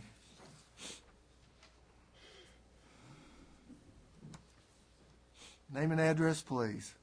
I'm Cedric Johnson, and I live at 316 North 27th Street in Muskogee, Oklahoma. And I come to you and support and ask you that you go ahead and grant this rezoning. And I'm speaking on behalf of children. These children have come to us, indirectly or directly, asking us to help them. Abe Lincoln says, "No man is so tall as when he stoops to help a child." We can stoop this evening to help children. These children need help. Are we going to look them in the eye and say, "I could help you, but I choose not to"? These kids need help. I have been in the business of helping youngsters, directly 38 years. And I turned down an offer of a job this morning to come out of retirement to help children. Now, we have a group of men here in Muskogee. We are meeting and we are organizing in order to help the youngsters in this community grow up to be men, grow up to be men who are not going to be engaged in domestic violence. Kids need help today. They need more help today than they did when I was growing up. How many of us here today did not receive some help from somebody who went out on a limb to help us get to where we are right now? I would venture that everybody in here received some help from somebody when we needed it. Now these children are asking us for help. We can stoop to help the children. Or do we choose to say, "I could help you, but for whatever reason, I choose not to"? And I don't think that's the right thing to do. So I'm imploring you, let's help these kids and let us do it tonight. Tomorrow is just another day late. The kids need help. We need to move forward with this. We need to give these kids the help that they need so that they can grow up to be bona fide, tax-paying, upstanding citizens that they want to be. Otherwise, they wouldn't be asking for help. And kids ask for help in many directions. When you see a child acting out, quite often sometimes, he is asking for help. The only way he knows how. And he's saying, will you help me? Will you help me? I cannot stand in front of a child and say, no, I don't want to help you. I could do it. I'm not going to do it. So I ask you tonight, folks, let us stoop to help these children. Thank you. Thank you, Mr. Johnson. Teresa Rutlinger. Name and address again, please. Teresa Rutlinger, 2500 Shelby Court. I agree with Mr. Johnson as far as, yes, we do need someplace to help these young men. I do not believe this is the right location. I think Muskogee does need this particular type of facility. This is a corridor to Muskogee. Commercial corridors should be used for businesses that create tax revenue. We had something like this in Southlake, Texas come up, 5-lane highway. They wanted to put a nonprofit church on that 5-lane highway. They denied it because of the tax revenue or lack of tax revenue from a nonprofit. I know when I was at the meeting last week, there was mention about letting them just stay there for 3 years or a couple years or something like that, and then they go ahead and move. That would give them enough time to do something else. Once you put your foot in the door, it's kind of hard to shut the door. If you allow a nonprofit for just a few years, then they have to locate. It would be a set of precedents, and it's hard to enforce it. You know, you might make a deal with somebody, you know, this person, and then this person's running it now. Then you've got a problem. Also, if you did something along that line, if you got a nonprofit sitting there, I think it's going to hinder potential buyers on surrounding properties for commercial. Once again, I am not against McCoy's. The state was very, excited, I guess, about McCoy's taking this jump for a needed facility, but it's just in the wrong location. I mean, we need tax revenue. You want a commercial district. They were talking about putting a board or wooden fence up around it. I mean, if you go down most of our commercial areas, I don't know any place that's got a wooden fence around it, and that was mentioned, by the gentleman that's running McCoy's, that's what they do. It wouldn't be a chain link fence with razor wire. It was going to be a privacy fence. Well, that doesn't really make us look very commercial along that district either. I just request that you keep in mind that commercial districts serve tax revenue. And we're a big enough town, and I'm sure there's some other places where, the boys could go and, like they said, be able to walk maybe down sidewalks versus a busy 4-lane, 2-lane, whatever it's going to end up being, road. Thank you for your time. Thank you for your comments. That's the last person we had signed up, so we will close the public hearing. Any comments from council? Deputy Mayor, I have a question for Mr. Garvin, and then I have several comments I'd like to make. What was the reason for the planning group or whatever the group was not making a recommendation? They heard the opposition. They had some concerns with the same concerns that the council has tonight, and they just failed to make a recommendation to either approve or deny the request. Again, a lengthy discussion. My concern about that is it's been stated several times when boards and committees have made recommendations that council should do what they can to support those committees and commissions or what have you. And it's a little disheartening when you have those entities in place that for whatever reason they're too afraid to make the recommendation, whether it's good or it's bad, whether it's in favor or indifferent. And so I will likely in the near future make recommendations to this council that is impossible to happen, because I think if we're going to have committees in place, they need to have the stomach to make decisions and recommendations rather than pass that buck on to the council. That was my question and my concern.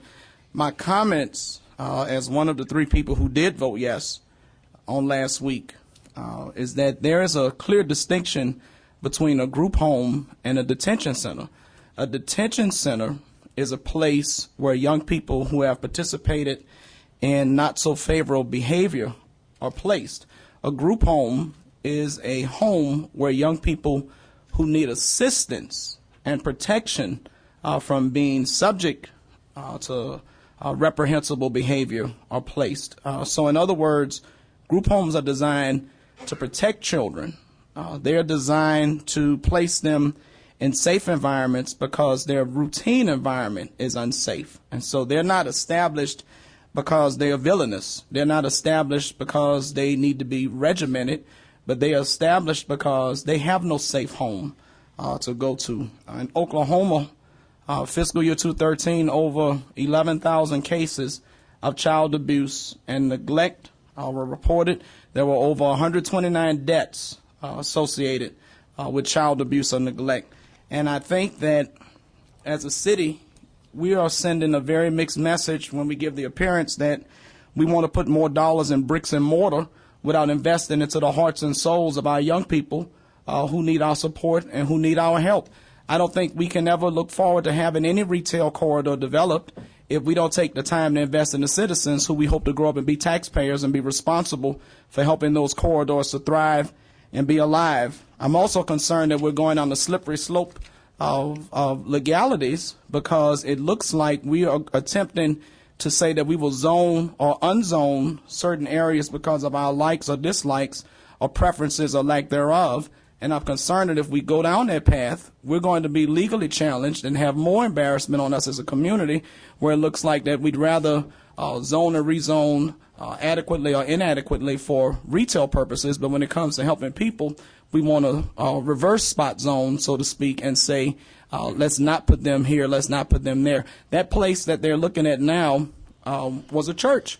And my concern as a pastor and someone who has a responsibility to dealing with young people on a daily basis who need protection, who need deliverance, who need guidance, is that what is going to happen when citizens decide that because churches are now involved and engaged with providing protective measures for children to keep them from being hurt, at what point are they going to start rezoning churches to say that you can't have young people in your neighborhood? You can't have this element or this type of person there. And so I want to be very clear. There's a clear distinction between group homes and detention centers. This is not boot camp. Group homes are designed to protect children and young people from being abused. They're not there because we have young people who are abusing the system. I'd like to make a statement. I really think we're all in a reactionary mode, and it's because somebody really didn't do their homework, and it is partly about the kids. I don't think anybody has ever said this is against McCoy's. We're all for McCoy's. McCoy's has done a great job. They do a great thing for the youth, and we do need facilities like this that will help kids integrate back in and give them the resources they need. What this is really about, is it the right location or is it the wrong location? This does not have city sewer on it. This is in a commercial corridor. This would have not been that big of a deal. Our community made a huge investment in the development of York Street, connecting it to Peak. Now we've got York Street connected to Peak, and now it connects directly to the Turnpike. This is a major commercial corridor now like it has never been before. The question is it the right location? It's clearly it wasn't zoned correctly because it's zoned as that. So to me, it's about location. It's about location. And when you're looking at a boys' home going in there with no sidewalks on a 4-lane intersection, it's not the right location. It's not about does it need to be, is it the right thing, is it helping kids? Absolutely, it's all that. Is it the right location? The reason why this site was purchased is it was quick and it was less expensive. That's not any of our faults. It was quick and it was less expensive. It needs to be picked because it's the right area, it's the right location for kids, and it's the best location for our community. We have to look at what's the best location for our community long term. And so that's my points. And I think we're seeing a lot of reactions because it was all dropped at one point. We didn't have enough information about, there wasn't a lot of, no one researched to see what all the property contained before the purchase was made. So now we're all in this reactionary phase. Point of clarification, Mr. Garvin, this E is appropriate for group home? Or? Yes, under our previous regulations, which this one was applied for under, there's two ways to do a group home. One is to rezone it D1 multifamily, but once you zone it D1 multifamily, you have to go through the Board of Adjustments and get a special exception. The second way is to do the E zoning, which is what they're asking for, and then under the E zoning and their uses permitted, it'll state any special exception allowed in the D1 multifamily zone or D multifamily zone is automatically allowed within the E. So yes, this is the appropriate zoning request. Okay. Other comments from or questions from council? Yes, sir. We're going to, for the sewer, what's your plans, Mr. Mark, on doing the sewer out there?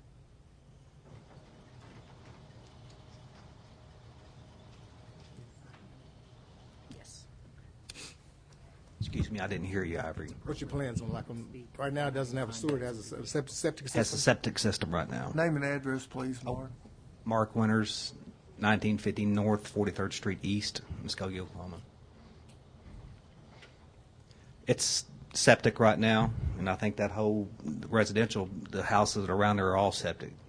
So as far as city sewer goes, I don't know what the plans of the city to eventually make city sewer down through there or what, but right now we'll just have to use septic because that's all there is right now. And that is, Mr. Garvin, is that? Septic tanks are an approved method of sewage in the city of Muskogee. You can, if you're within 200 feet of a sewer main, you're required to connect. If not, you can put in a septic tank. You got to have at least 1 acre. This is 1.8 acres. So it is approved. It is an approved set type system. When you purchased this property, were you told that it was commercial? You called him up. Can I speak again? Yes. You all can move to suspend the rules, but he's already used his time. Yes. Unless someone asks you a question, no, you cannot come up. Yes, we were told that. So you were kind of misled a little bit. Well, I don't know about misled, but that's just what we were told. Okay. Was there some confusion about the address, Mark? Do what, sir? Was there some confusion about the address? Not that I know of. My personal opinion, and I respect the citizens that live out there on that corridor, because I traveled that corridor for 16 years, going to Georgia Pacific. And I'm retired, been retired for 11 years. And I haven't seen anything go out there since this little store has been on the corner right there. And for it being a group home for kids, I almost grabbed that tissue when some of those speakers out in the audience were speaking, because that could be my child. And like I said, I respect what McCoy's does. I'd rather put a child in front of a dollar to help that child. I do want to clarify something up about, they're talking about sidewalks, kids walking to the store. No, they're not going to be doing that. That is a 4-lane road right there. What we do, those kids are going to be involved in community activities. They'll be going to the parks. They'll be going to ball games. They'll be going to church in our community. The group home that we have currently right now, they've done so many projects for Habitat for Humanity. It builds character for them. It helps them with their self-esteem. It feels like they are giving something to the community. And if you look at statistics, if you look at kids doing community service, the chances of them being more successful is greater. Okay? And I know you guys, and it's not about, McCoy's, and I understand that, but I do just want to explain that. We had 4 kids get baptized in church last week. I'm very proud of that. These are good boys. I do stuff with them in the community. They went out to our pie auction at the Roxy Theater. A couple months we had a fundraiser for McCoy's. We're commended. Habitat for Humanity commended them for the good work that they did and how respectful they were to the people that they were working for. That's what we teach. That's what we want to teach our own kids. And we do that in the community. And this group home here will be doing those type of things also. The other thing I do want to mention is these kids have a pretty good chance of making Muskogee their home. Okay? They don't have families to go back to, a lot of them. Okay? Muskogee County has one of the highest foster homes, number of them in the state. Okay? We want to utilize that. Those kids more likely, like I said, maybe become citizens in our community. We want to teach them jobs, trainings. We want to teach them to go to school or even to college. Okay? We want them to be productive citizens. We don't want them to have jobs where they're flipping hamburgers. We want them to have good jobs, good paying jobs, and we want to teach them that. That was one of my questions. How many of these children are going to be from Muskogee? I mean, do they come from other cities, other states? Yes, they'll be from this region in here, okay, from northeastern Oklahoma. Because that was one of the main statements made by several of the speakers was these kids are Muskogee kids. And I was like, I didn't think that was a true statement that they made. Yeah, they're going to be from different areas in northeastern Oklahoma. Okay. The second thing, where are those children housed now? Right now, they're in shelters across the states.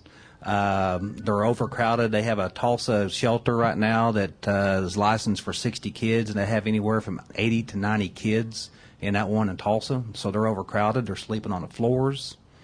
I don't know how DHS has not shut them down, but they're sleeping on the floors, and they just don't have the room for them. Oklahoma City is about the same boat as far as the shelter up there. They're overcrowded. Shelters all over the state, the number of kids have been taken out of the home in DHS child welfare has rose 40% in the past 2 years. Okay? So that made a big push for places to put these kids. DHS have tried to find foster homes, and they're having a hard time doing that. Okay? And so there's hardly no place for these kids to go. So DHS was approved for group homes to build across the state, and we applied for it, and they want us to have one here in this community. Was this kind of what McCoy's was originally, and then it kind of moved out of this phase into something else? McCoy's was a shelter originally. Back in 1973, Nadine Smith opened up a shelter for homeless kids. And since then, it's grown into many programs that we're a part of now. Because I was wondering, someone told me the other day, and I don't remember who, they told me that what we're going to now over on Chandler is kind of what McCoy's was. It was a shelter for kids. I didn't know if that was true or not. It's not a shelter, but it is the same type of kids that you're going to be dealing with. These kids are abandoned, neglected, and abused. Okay. Because the people that I was talking to kind of said, well, is this going to start out like McCoy's was and go into what McCoy's is now in some of the other programs? I said, I don't know that answer. I just thought I'd ask you tonight. It's a 7 to 8 month program where the kids is going to be there to get them on track and to teach them independent living skills, teach them job training skills. They're going to be going to education. They're going to have education every day. And like I said, more likely some of these kids is going to end up in our community and be a part of it. So we want to teach them to be productive citizens. And man, if you can just see and I'm not trying to pull at anybody's heartstrings, if you see the rap sheets on some of these kids and what they've been through and what they've gone through, it'll kill you. It breaks your heart. And most of those kids, 8 out of 10 of them are good kids, the ones that's committed heinous crimes. I've dealt with them. I've sat down with them one-on-one. They've done heinous things, but you get one-on-one, they're pretty good kids. They're really pretty good kids. They just need opportunities. They need chances, and that, to me, sums up what we do. We want to offer that to them. We want to give them the opportunity to be productive citizens. Because I guarantee it, if any of one of y'all or me grew up in some of those environments, I guarantee it I wouldn't be here today. Any other questions I for Mr. Winters? just want to say that I support this. I supported it last week. I still continue to support it. I understand the concerns of the citizens, and I know there has been some talk about a temporary adjustment in the zoning with the potential of it moving back. Has that been discussed thoroughly? Maybe looking for another place. I think this is a wonderful thing. I think economic development is wonderful also. I understand that we have already designated this as a commercial area, and that's what our future land use says. But I certainly would be willing to look at some kind of a compromise temporarily. We're no different than Mr. Tannen or Mr. Fletcher in that area there. And the last thing we want to do is to stall economic development in Muskogee. I mean, we want that just like everyone else, and we're no different than them. If that area starts building up and starts getting businesses going in there, then we would be just like them. We would definitely be sitting at the table talking to someone if they want to purchase our property and we'd move it somewhere else. Sure, we would be crazy not to do that. So we're going to be, we would look at that in the future. I don't know how long that's going to start developing. I mean, who knows? I mean, I think it's a start. Casey Store's coming in there. I don't know if that's going to trigger other things come along there or what. But yes, we would be willing to look at that just like they would do at their own properties. Thank you, Mr. Winters. Thank you. Other comments? I'm gonna say this, and I'm gonna be quiet. Thank you, Mr. Winters. My opinion is that was a church, and I'm like you, Reverend Coleman. That's what a church is for, to help people. That boys' home, you call it, will be a building. It's not a church now, but still, it still serves the same purpose. And also to the neighbors around that building, on the boys' home, you need to go visit those boys. Interact with them. Help them. That's what we are, human beings to help each other. So I voted no last week, but tonight I will be voting yes. Other comments? Deputy Mayor, the only thing I would add is that my frustration is with this discombobulated process. That is, there should have been some type of triggers in place to prevent or alert the commissions or committees, so that if it was going to be a problem for McCoys to be there because of the zoning regulations, the city should have known about that in advance. And I think that's a multi-level failure within city government. I just have the most disappointment that the council has dumped a decision without the informed advice of the commission or the committee to have at least said, here's our recommendation for approval or disapproval based on this, that, or the other, and here are some other potential sites that may be used in lieu of this site. And so I applaud the frustration of those residents, and I think that it could be less frustrated had the city had something in place that we wouldn't be in this situation where we are tonight with McCoys. I would like to say one thing. The Planning and Development Committee that met, that so-called passed this on and didn't have the guts to do this, I'm on that committee. Thank you very much. And I would like to say one little thing. It wasn't about guts. It was about decisions, about planning, the zoning, and it was more or less about, we came up with the same way and the same division that this city council's having. So I kind of take that as a slap in the face, Pastor Coleman, and I hate to say that like that because I really do like you. But that committee talked about this for long and intense minutes and hours, and and I really appreciate what that committee does. But I don't think that they were gutless. I don't think they were scared to make a decision. I think we were divided to a point that we didn't know what else to do with it. And I like you too, Dan. But I'm sorry that you had to make that statement. And I digress. all jokes aside, I digress to apologize in terms of insinuating any guts or lack thereof or lack of courage.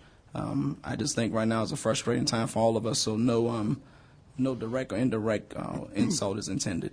Okay, before we start holding hands. I just got one more question to okay. Mr. Garvin. Mr. Garvin, this corridor, this piece of property, it's got to be zoned commercial no matter what, right? According to the land use map, it should be zoned commercial. That is what the city council adopted. Okay. And at this point, there's nothing that regulates that they can or cannot use this property for what it's used for, right? I mean, if we've zoned it commercial, they can put the boys' home there, right? Correct. See, I don't have the opportunity to sit here and just split them up and say, oh, this is why I want to do it. I'm looking more from a legal standpoint, what's right standpoint, and what it's designed to do.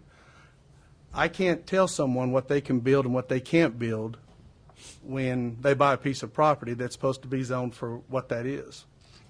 That's what I've been dealing with all week on this. So, But it has to be special exemption. Under the application that they made underneath the old zoning regulations, it is automatically allowed underneath the E zone, commercial zone. Under the new regulations, it was revised to state that it has to be zoned either the R4, which is the multifamily, the C1 or the C2, but on all three, you have to go to the Board of Adjustments to get a special exception. That's the difference. So when they filed. So if they would have filed under C1, then they would have had to come back in special exemptions. Correct. But they filed under the old standard. Willing to entertain a motion? Okay. Please comment. I think we all struggle with it. Gary, solve the conflict I have that Mr. Tennant says there's 70-some-odd uses, and he doesn't see that any of these uses include a group home. Could you clarify that for me? Yes, I'll be glad to. What Mr. Tennant was reading was the E1 zone, which is a higher zoning than the E. The E zone will state under uses permitted, the very last item underneath it states that any special exception allowed within the D multifamily is automatically allowed within the E zone. Now, if you flip back to the D multifamily, it'll state group homes, and it'll state that there are special exceptions. So, therefore, if it's allowed as a special exception under the D, it is automatically allowed within the E zone. And our old regulations built upon one another. What I mean by that is it's allowed in the E1 also, because if you look in the E1 zone, it'll say anything allowed in the E zone. So they build upon one another. So any commercial zoning above the E, group homes are allowed outright, all the way up to the industrial classification. And if this committee or this council or vote to deny, not knowing how this vote turns out, where does that put to this city legally, Mr. Tucker? Well, it would depend. If there is a court challenge, the courts are going to review it on a standard of whether the council action was arbitrary and capricious, or if there was any reasonable relation to the public interest that facilitated the denial. So listening to the debate that has occurred, I mean, I think that we've got under the fairly debatable rule, when you have a decision, the courts don't generally supersede their own opinion as it relates to a legislative action such as this, particularly when the issue is one that is fairly debatable. And based upon the pros and cons that have occurred tonight, I think you'd meet that standard. So regardless of whether it is denied or approved, it's certainly a defensible position based upon some of the arguments that have been made for both sides. Now, what I would suggest, because what I've heard a lot of is that commercial zoning is the appropriate, but not a group home. It would seem to me that we would need to amend the C ordinance to take a group home out of that commercial classification and put it exclusively within the R4 under the new classification. Now, the old ordinance, which is what we're talking about, has already been superseded. So there's really not a lot you can do with the old ordinance. I was going to say, the horse is already out of the barn on this one. The bell has already rang, yes. All of that has occurred. No, I've not talked to Gary about that. It was just something that I had been thinking about during the course of the discussion. The other option is, of course, to change the land use map, which is, I've heard nobody mention anything about that. Which is still something after the fact, after McCoy's has made the investment of buying Absolutely. this property. Yeah. So we did talk about a compromise. We did talk about that there may be an opportunity that we could put a term limit basically on the use of this property. Have you researched that, or do we need to ask you to do that? No, I have researched that, and I spoke with Mr. Winters about that earlier today. The idea was to create a restriction that the group home would only exist for a period of 3 years. I located a case that had been decided by the Oklahoma Supreme Court in the 1960s. It was still good law, where the city of Oklahoma City did a very similar thing. They agreed to rezone a property based upon the applicant making certain concessions. And one of those was to impose a restrictive covenant on himself. File the document, whatnot. The applicant, and I'm only using this as a case illustration. I'm not saying that Mr. Winters would do this, but the applicant turned around and changed their mind and filed a suit against the city claiming that it could not enforce the zoning. And the trial court held that the restrictive covenant that they had imposed on themselves in order to inure the city to make the zoning regulations was void. And so when that went up to the Oklahoma Supreme Court under Justice Opala, that finding was upheld. And so based upon what we have as still good law, I would say that imposing a certain condition such as that is legally unenforceable. So legally, if we deny this, then we may be still being open up for a lawsuit that we may or may not prevail. Well, we're always open up to lawsuits. Yes. But it's a challenge in district court to whether the action of the council was arbitrary and capricious and unreasonable. And I cannot predict. I know the next question. I cannot predict what a judge will do. Been a little water under the bridge for me, Mr. Tucker. Yes, I know. I think I'll pass on that one. And we did win our last one. So okay. I'm listening. Ready for a motion? I will still entertain a motion. I make a motion that we deny. Substitute motion to approve. Second. You lost me. You're not seconding his motion. No, he's making a counter motion, I believe. I made a counter motion that was second. So we have to deal with counter motion first. you have to have an immediate vote Did. for the substitution. But we can have discussion on the substitute motion. Yes. Is there any discussion on the substitute motion? Coleman and Ivory seconded it. Nobody seconded mine yet. But we don't have a second yet. We don't have a second yet on the original motion. But we do have a substitute motion and a second. Is there any discussion? Roll call. Deputy Mayor David Jones, Yes? James Gully, No. Dan Hall, No. Marlon Coleman, Yes. Wayne Johnson, No. Leanne Langston, Yes. Ivory Van. Yes. So that motion passed? Failed. 4-3? No, motion to approve. Got to have five to. Oh, we have to have 5 for it to pass. regardless of the majority of the quorum. Really? So even though we had a majority, we didn't have 5, so. So we have a motion, but we don't have a second. Do we have a second to Mr. Johnson's?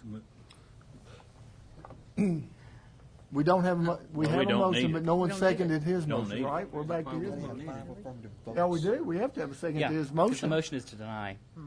His motion was to deny. It was not seconded.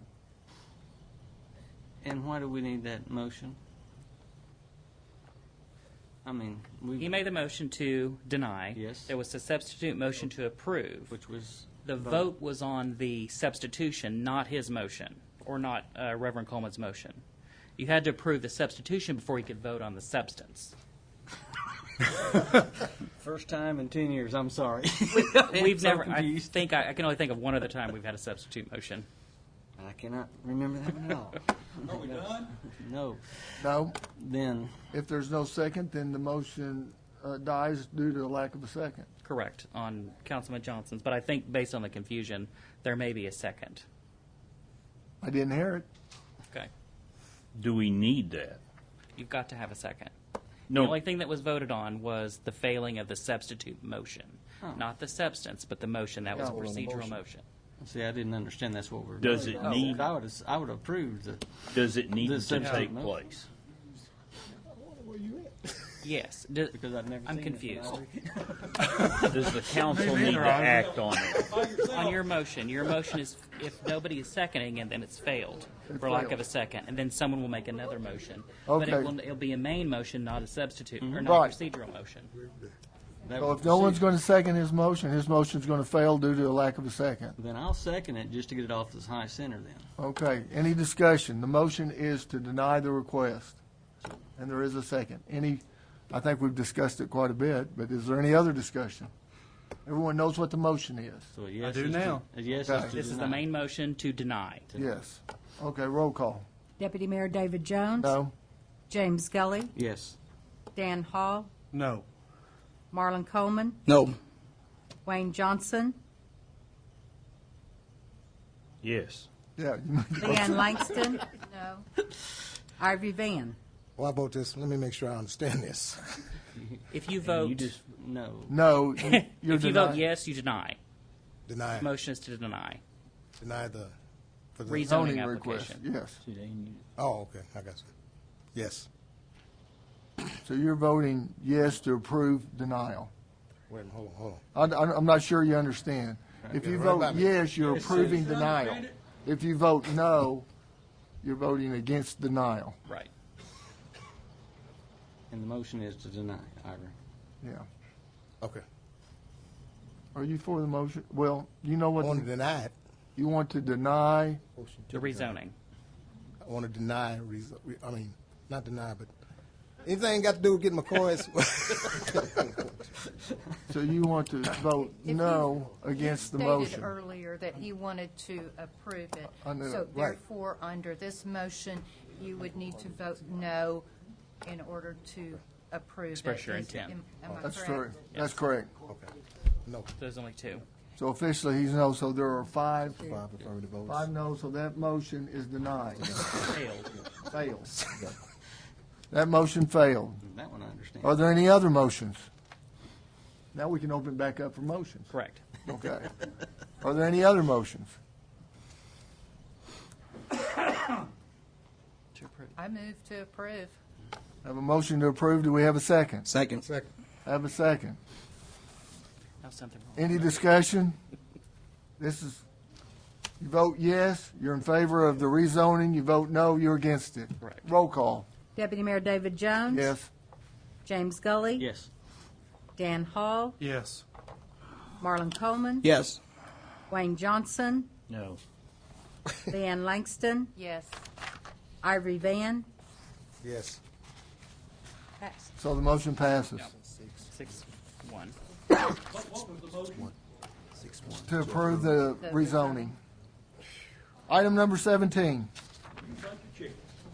Hold a public hearing and take action on the approval of an ordinance to close the Francis Street right-of-way located between Spruce Avenue and Reeve Street and the 16-foot alley lying between Block 5 and 12 of Pickens Edition, more particularly described in the ordinance, providing for severability and setting an effective date. We are now in a public hearing. Mr. Garvin. Deputy Mayor, members of the council, the applicant, John and Diane Reynolds, is requesting approval to close Francis Street between Spruce Avenue and Reeve Street, and also a 16-foot wide alley lane within Blocks 5 and 12 of Pickens Additions.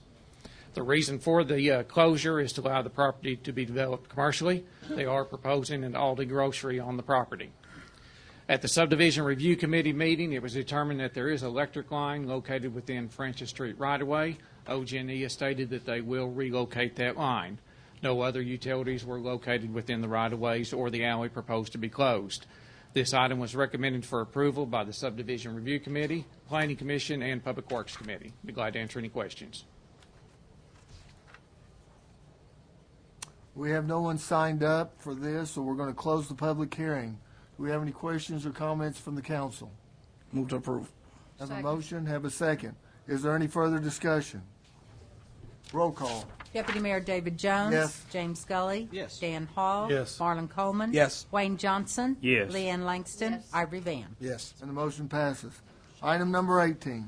Consider approval of an ordinance amending the employee retirement system defined benefit COLA plan for retirees only for the city of Muskogee, Oklahoma, to incorporate the definition of spouse, providing for effective date, providing for repealer and severability, and declaring an emergency, or take other necessary action. Ms. Epperson.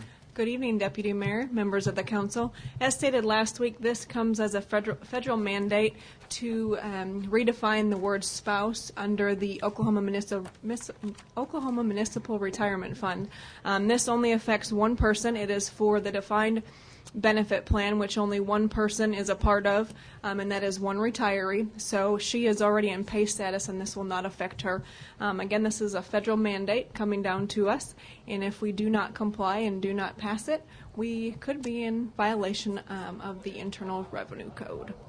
So I would recommend approval and be happy to answer any questions. Move to approve. Thank you.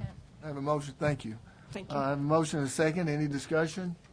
Roll call. Deputy Mayor David Jones. Yes. James Scully. Yes. Dan Hall. Yes. Marlon Coleman. Yes. Wayne Johnson. Yes. Leanne Langston. Yes. Ivory Van. Yes. And the motion passes. Item number 19. We need the emergency. Move for the emergency? Second.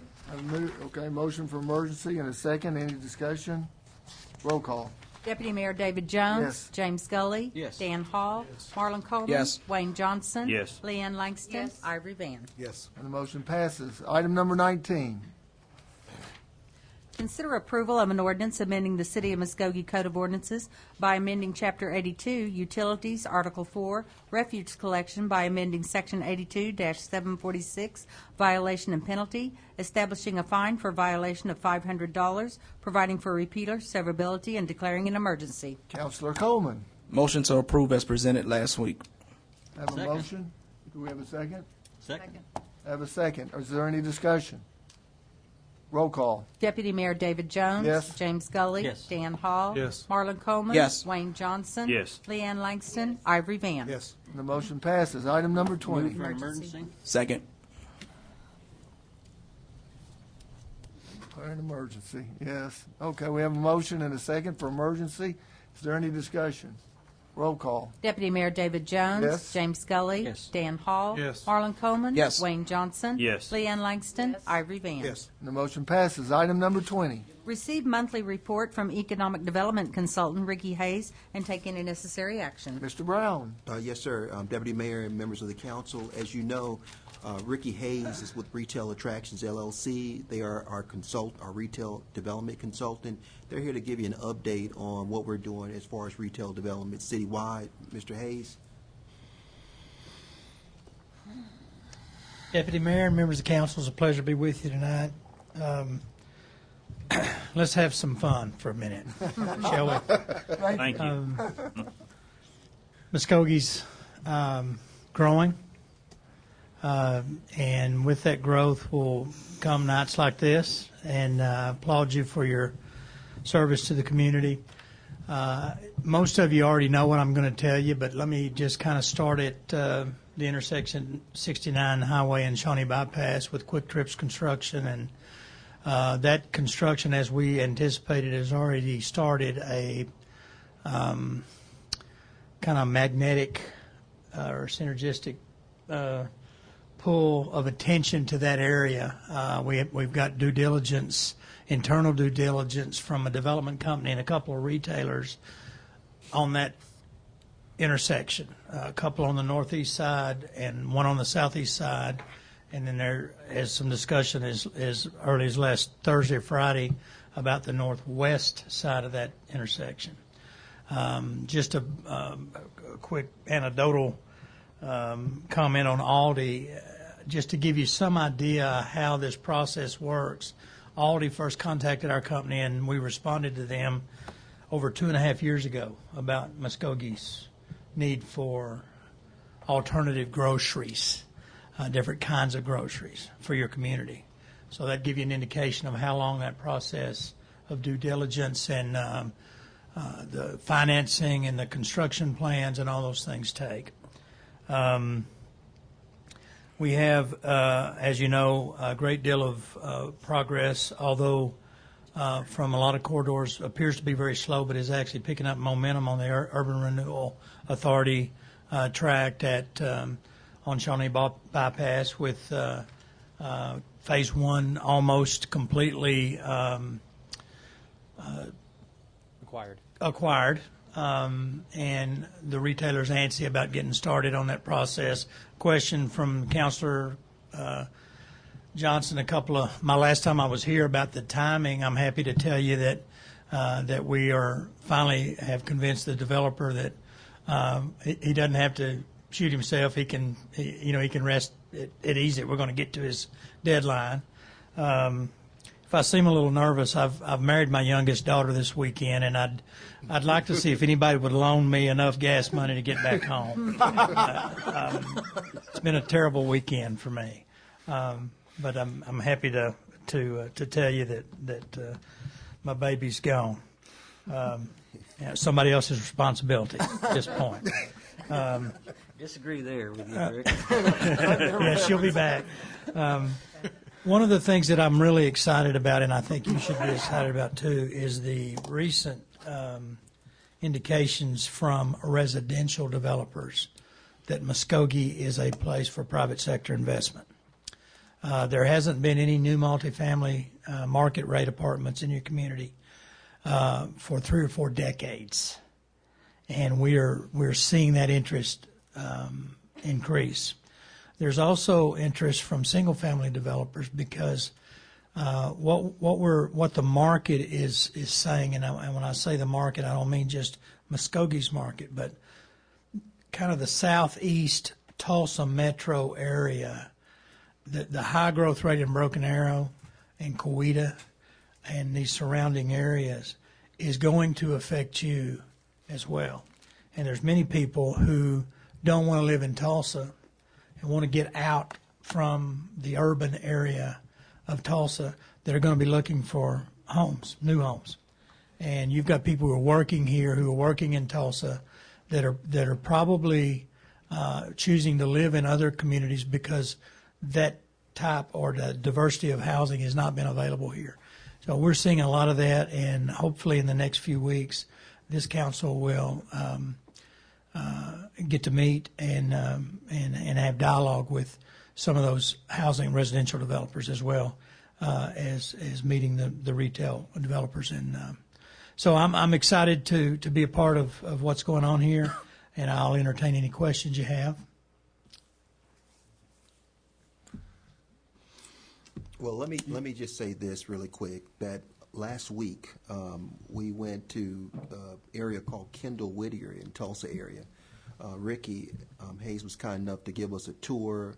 It was working in concert with the George Kaiser Family Foundation, as well as forgot the residential housing developer that was part of that. David Charney, Capital Homes. With Capital Homes, that's correct. And so we met with them. We ate lunch at was that Tulsa University? University of Tulsa.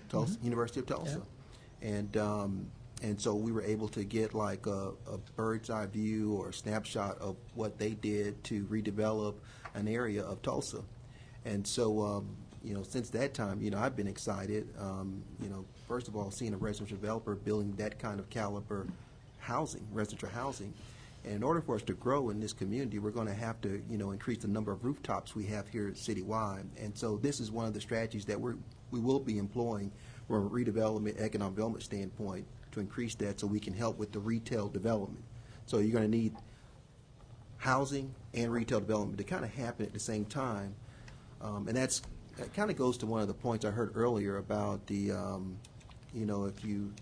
if you build up retail on one side of town, what happens to other areas of the city? Well, if you have rooftops to offset that, then you could get around the fact that you're not going to suck all the retail and will push all the retail out into another part of the city. So I'm happy about it, and I think we have an executive session for later, but just thought he'd give you an update. Our goal is to have Mr. Hayes come, once a month. We've got him on the global calendar, right, Gary? Yes. Once a month. And so if we have business, he'll come make his presentation to the council once a month to update the council. I know there's been a concern to make sure that the council is fully informed about matters, and that's what our goal is to update the city council as a board when we can, So. Appreciate it. Mr. Hayes, thank you very much. Thank you.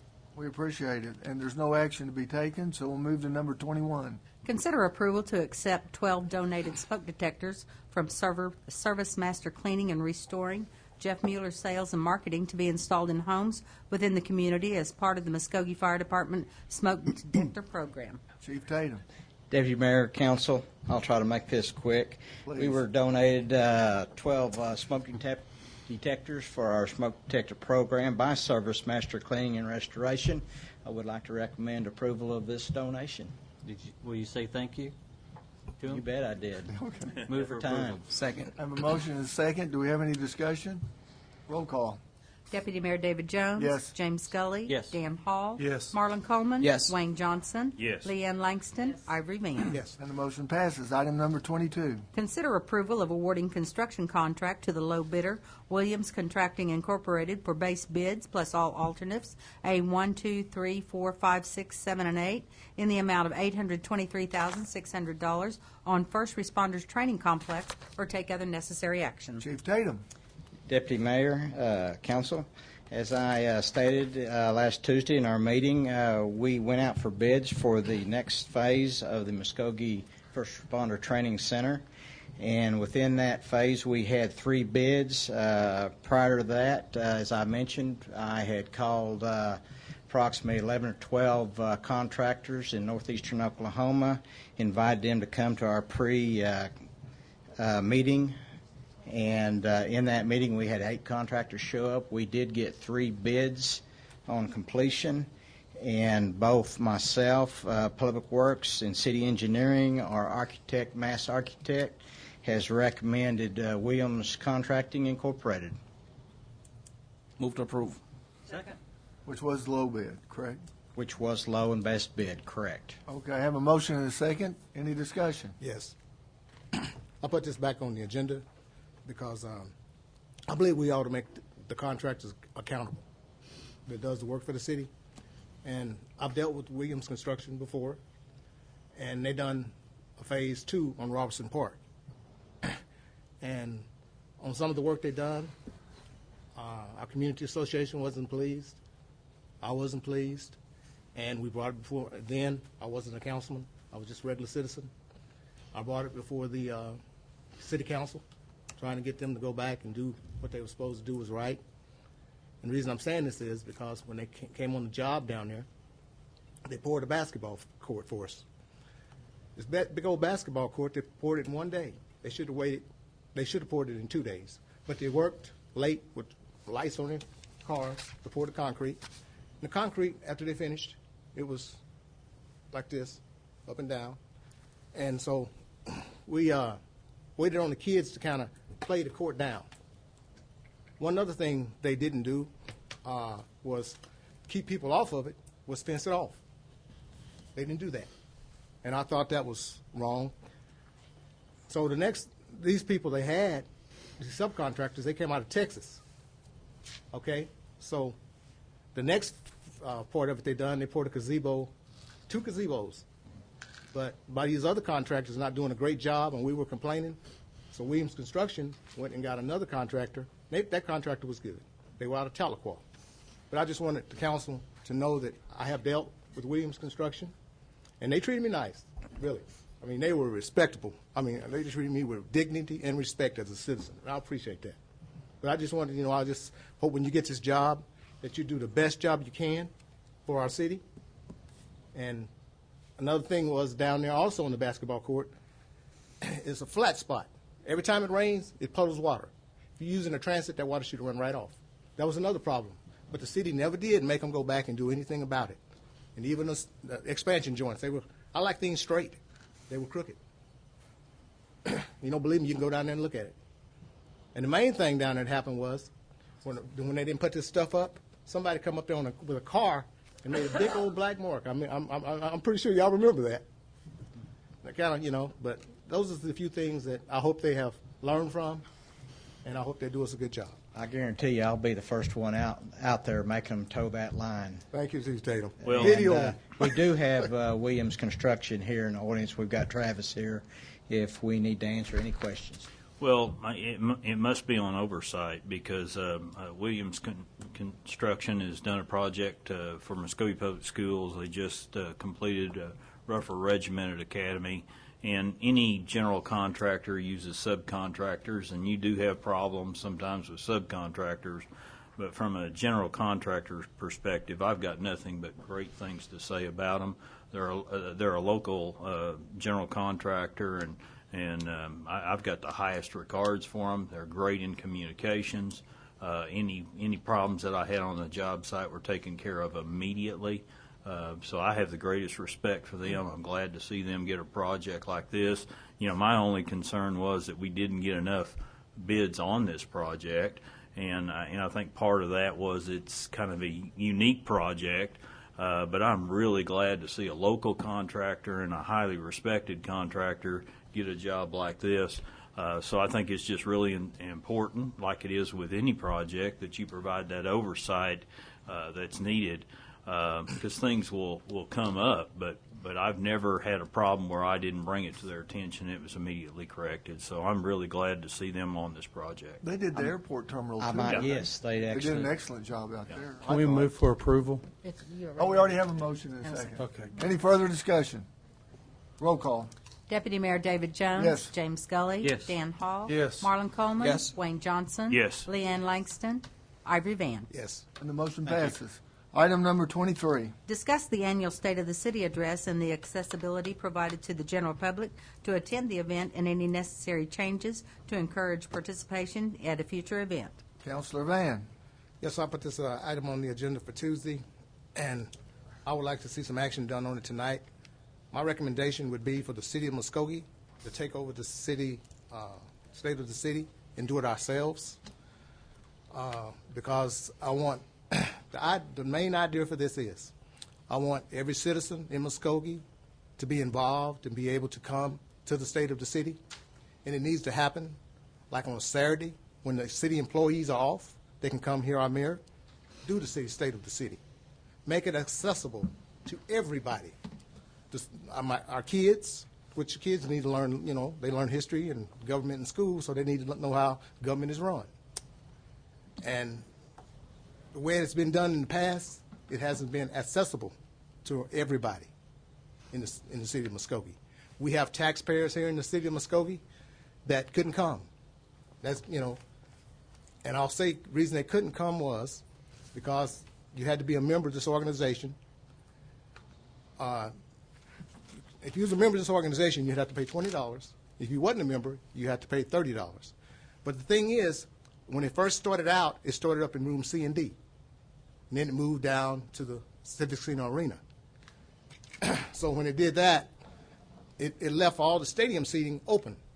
And this particular organization didn't have to pay anything for it, so they could allow our regular citizens to sit, even though the people that paid the $20 and $30 on the floor, they got to eat, which I don't have any problem with that. But at least allow the citizens up on the arena to come in free and enjoy the state of the city. So I believe the state of the city needs to be done by the city of Muskogee. That way the employees, we don't have to pay $1,020 to go for the department heads. It was 51 people that went to this state of the city. I listened to Mayor Coleman the other day. He was talking about, well, Ivory, I'm glad that, we had so many people come, 360. This organization in particular has 622. The city of Muskogee city of Muskogee population is 39,000. Don't you think that would be a beautiful thing to have every color, kids, everything up in that arena when the mayor is doing that state of the city? It would be something different. You can still have your eating downstairs. I don't have any problem with that. But still, allow all our citizens to come because they're all taxpayers. Another thing that got me was that a lot of this particular organization, some of these people don't even vote. Don't even live in the city of Muskogee. People that live here in the city of Muskogee need to see. We're doing a lot of great things in the city of Muskogee, and everybody needs to participate and come see our mayor do the state of the city. So if this particular organization still wants to do the state of the city, let them do it second. Let the city be number one. Is that in the form of a motion? Is that what you're moving, that we move it to the city? Move it to the city of Muskogee. Okay. Is there a second? I have a question, if you don't mind. When I understand your enthusiasm for this, Ivory, the thing that I'm drawn to is that the chamber is actually the organization that started this. Let me finish when I get there. They don't, between the Civic Center and everything, there's like a $600 and something deal that's worked out for advertisement and some other stuff. I don't know what all that's entailed. But the chamber puts this event on. They've always put this event on, and it's been for their organization. So I don't think we can really take it from them, but I think that we could maybe do a city address that's open to the public instead of trying to take something from somebody else. And I think they did that for their organization, and they kind of invited whoever wanted else to come in to pay for it.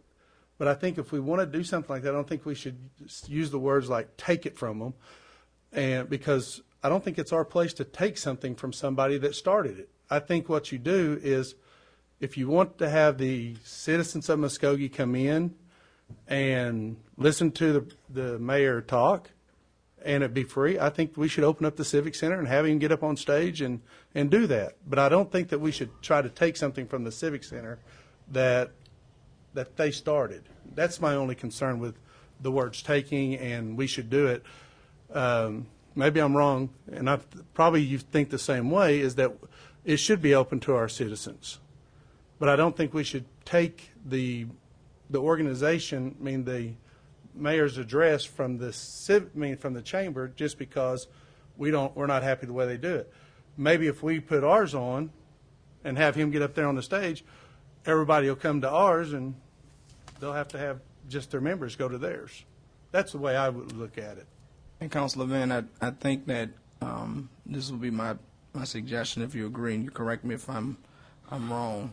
I think that your motion should probably be that we explore the dynamics and what it would cost for the city to put on a similar type program that would be open to the public, and that we come back with a recommendation of what it would be in terms of cost, date, location, time, and so forth. In other words, we would still do it, but we would explore what it would all entail. I think that's an excellent suggestion. I would like to see something like that. I've not been able to make any of these since I've been elected to council because I work on Thursdays, and having them during the morning time. You have an excellent point that a lot of people are working when we have these, and maybe if we pursued, as Reverend Coleman is saying, some other possibilities, I think that would be a nice way to look at it. But if we're going to do this, we need to come up with our own event. That's what I was We don't saying. need to take. Oh, I mean, yeah. No. Yeah. Taking nothing away. it could be meet Right. with the counselors and discussion and other things, but we don't need to take an event. We have a motion right now that hasn't been seconded To take an event. to take it. Well, I'm not. You can withdraw the motion, or we can wait and get a second. See if we get a second. What do you want to do? I'm not trying to say take it. I'm saying for the city of Muskogee to put it on a state of the city on their self, so it allows everybody to come to the Civic Center. I mean, everyone. The way it is done now, it's not. And people want to participate, but the organization, I have nothing against them. But I just don't feel it's right to shut our citizens out. I mean, that's the people that, we get our revenue from, the people that put us in office, and we don't want them to come to the state of the city. It's not that we don't want them to come. It's available. It's also aired on the channel. If they want to, they can go to the library and watch it. But it's not our event. I mean, if we It's want not to do that, ours. we need to have our own event. That's what I'm saying. We need to have our own state of the city. But it don't need to be state of the city because that's We what had the they mayor go started. around to the wards. I know he came to my ward, and the turnout was not very good. And did the same thing. I know he told everybody what was going on. It's a big difference, though. The I'm for is going around to the wards because it's like the atmosphere is not the same. Okay. It's really. I'm telling you. What is your motion? I'll still say, I think the city of Muskogee No, it needs to be in the form of a motion. I move that. I move that the city of Muskogee Okay. form their own State of the Union so everybody can participate in this very gracious event. Okay, Is has that their own gracious enough? State of the city address. Right? Okay, that's the motion. Do we have a second? Mr. Tucker, are we allowed to help clean up a motion? Well, I'm sorry if I didn't get it right. Yeah, 'cause I know what he's. If you don't second it, it will die, and then Yeah. you can make a new motion. Since we don't have a second to the original motion, then it dies due to a lack of a second. Is there any other motion? Here's the motion that I know Councilor Van, I believe, is trying to make, that we organize ourselves as a city to explore what we can do to mirror an event where the mayor can present factual information relative to the city and its events in a more public and open venue, and we come back and report as a council what that event should be in terms of the venue, the cost, and location. I second that. Yeah, we have a motion and a second. Do we need any discussion on this? Roll call. Deputy Mayor David Jones. Yes. James Scully. Yes. Dan Hall. Yes. Marlon Coleman. Yes. Wayne Johnson. Yes. Leanne Langston. Ivory Van. Yes. And the motion passes. Item number 24. Consider an executive session to discuss and take possible action on the following. A, pursuant to Section 307C10, Title 25, Oklahoma statutes, consider convening an executive session for the purpose of conferring on matters pertaining to economic development within the city of Muskogee and take any necessary action in open session. B, pursuant to Section 307B2, Title 25, Oklahoma statutes, consider convening an executive session to discuss negotiations with the American Federation of State, County, and Municipal Employees, Local Number 2465, and if necessary, take appropriate action in open session. C, pursuant to Section 307B2, Title 25, Oklahoma statutes, consider convening an executive session to discuss negotiations with the Fraternal Order of Police, Lodge Number 95, and if necessary, take appropriate action in open session. D, pursuant to Section 307B2, Title 25, Oklahoma statutes, consider convening an executive session to discuss negotiations with the International Association of Firefighters, Local Number 57, and if necessary, take appropriate action in open session. I'll entertain a motion. Move. Second. There we go. Any discussion? Roll call. Deputy Mayor David Jones. Yes. James Scully. Yes. Dan Hall. Yes. Marlon Coleman. Yes. Wayne Johnson. Yes. Leanne Langston. Ivory Van. Yes. Motion passes. We now are in executive session. Reconvene from executive session. The time is 10:30. Roll call. Deputy Mayor David Jones. Here. James Scully. Here. Dan Hall. Present. Marlon Coleman. Here. Wayne Johnson. Here. Leanne Langston. Ivory Van. Here. Mr. Tucker. Item 24A, pursuant to Section 307C10, Title 25 Oklahoma statutes, the City Council did convene an executive session for the purpose of convening on matters pertaining to economic development within the city. After being fully briefed on the status of development proposals within the city, and after discussing what actions the city could take in order to secure those developments, I believe after being fully briefed, though, no other action is needed at this time. Item 24B, pursuant to Section 307B2, Title 25 Oklahoma statutes, the City Council did convene an executive session to discuss negotiations with the American Federation of State, County, and Municipal Employees, Local Number 2465. After being fully briefed on the status of ongoing negotiations, no further action is needed at this time. Item 24C, pursuant to Section 307B2, Title 25 Oklahoma statutes, the City Council did convene an executive session to discuss negotiations with the Fraternal Order of Police, Lodge Number 95. After being fully briefed on the status of ongoing negotiations, no action is needed at this time. Item 24D, pursuant to Section 307B2, Title 25 Oklahoma statutes, the City Council did convene an executive session to discuss negotiations with the International Association of Firefighters, Local Number 57. After being fully briefed of the status of those ongoing negotiations, no further action is needed at this time. There being no further items on the agenda, the meeting is adjourned.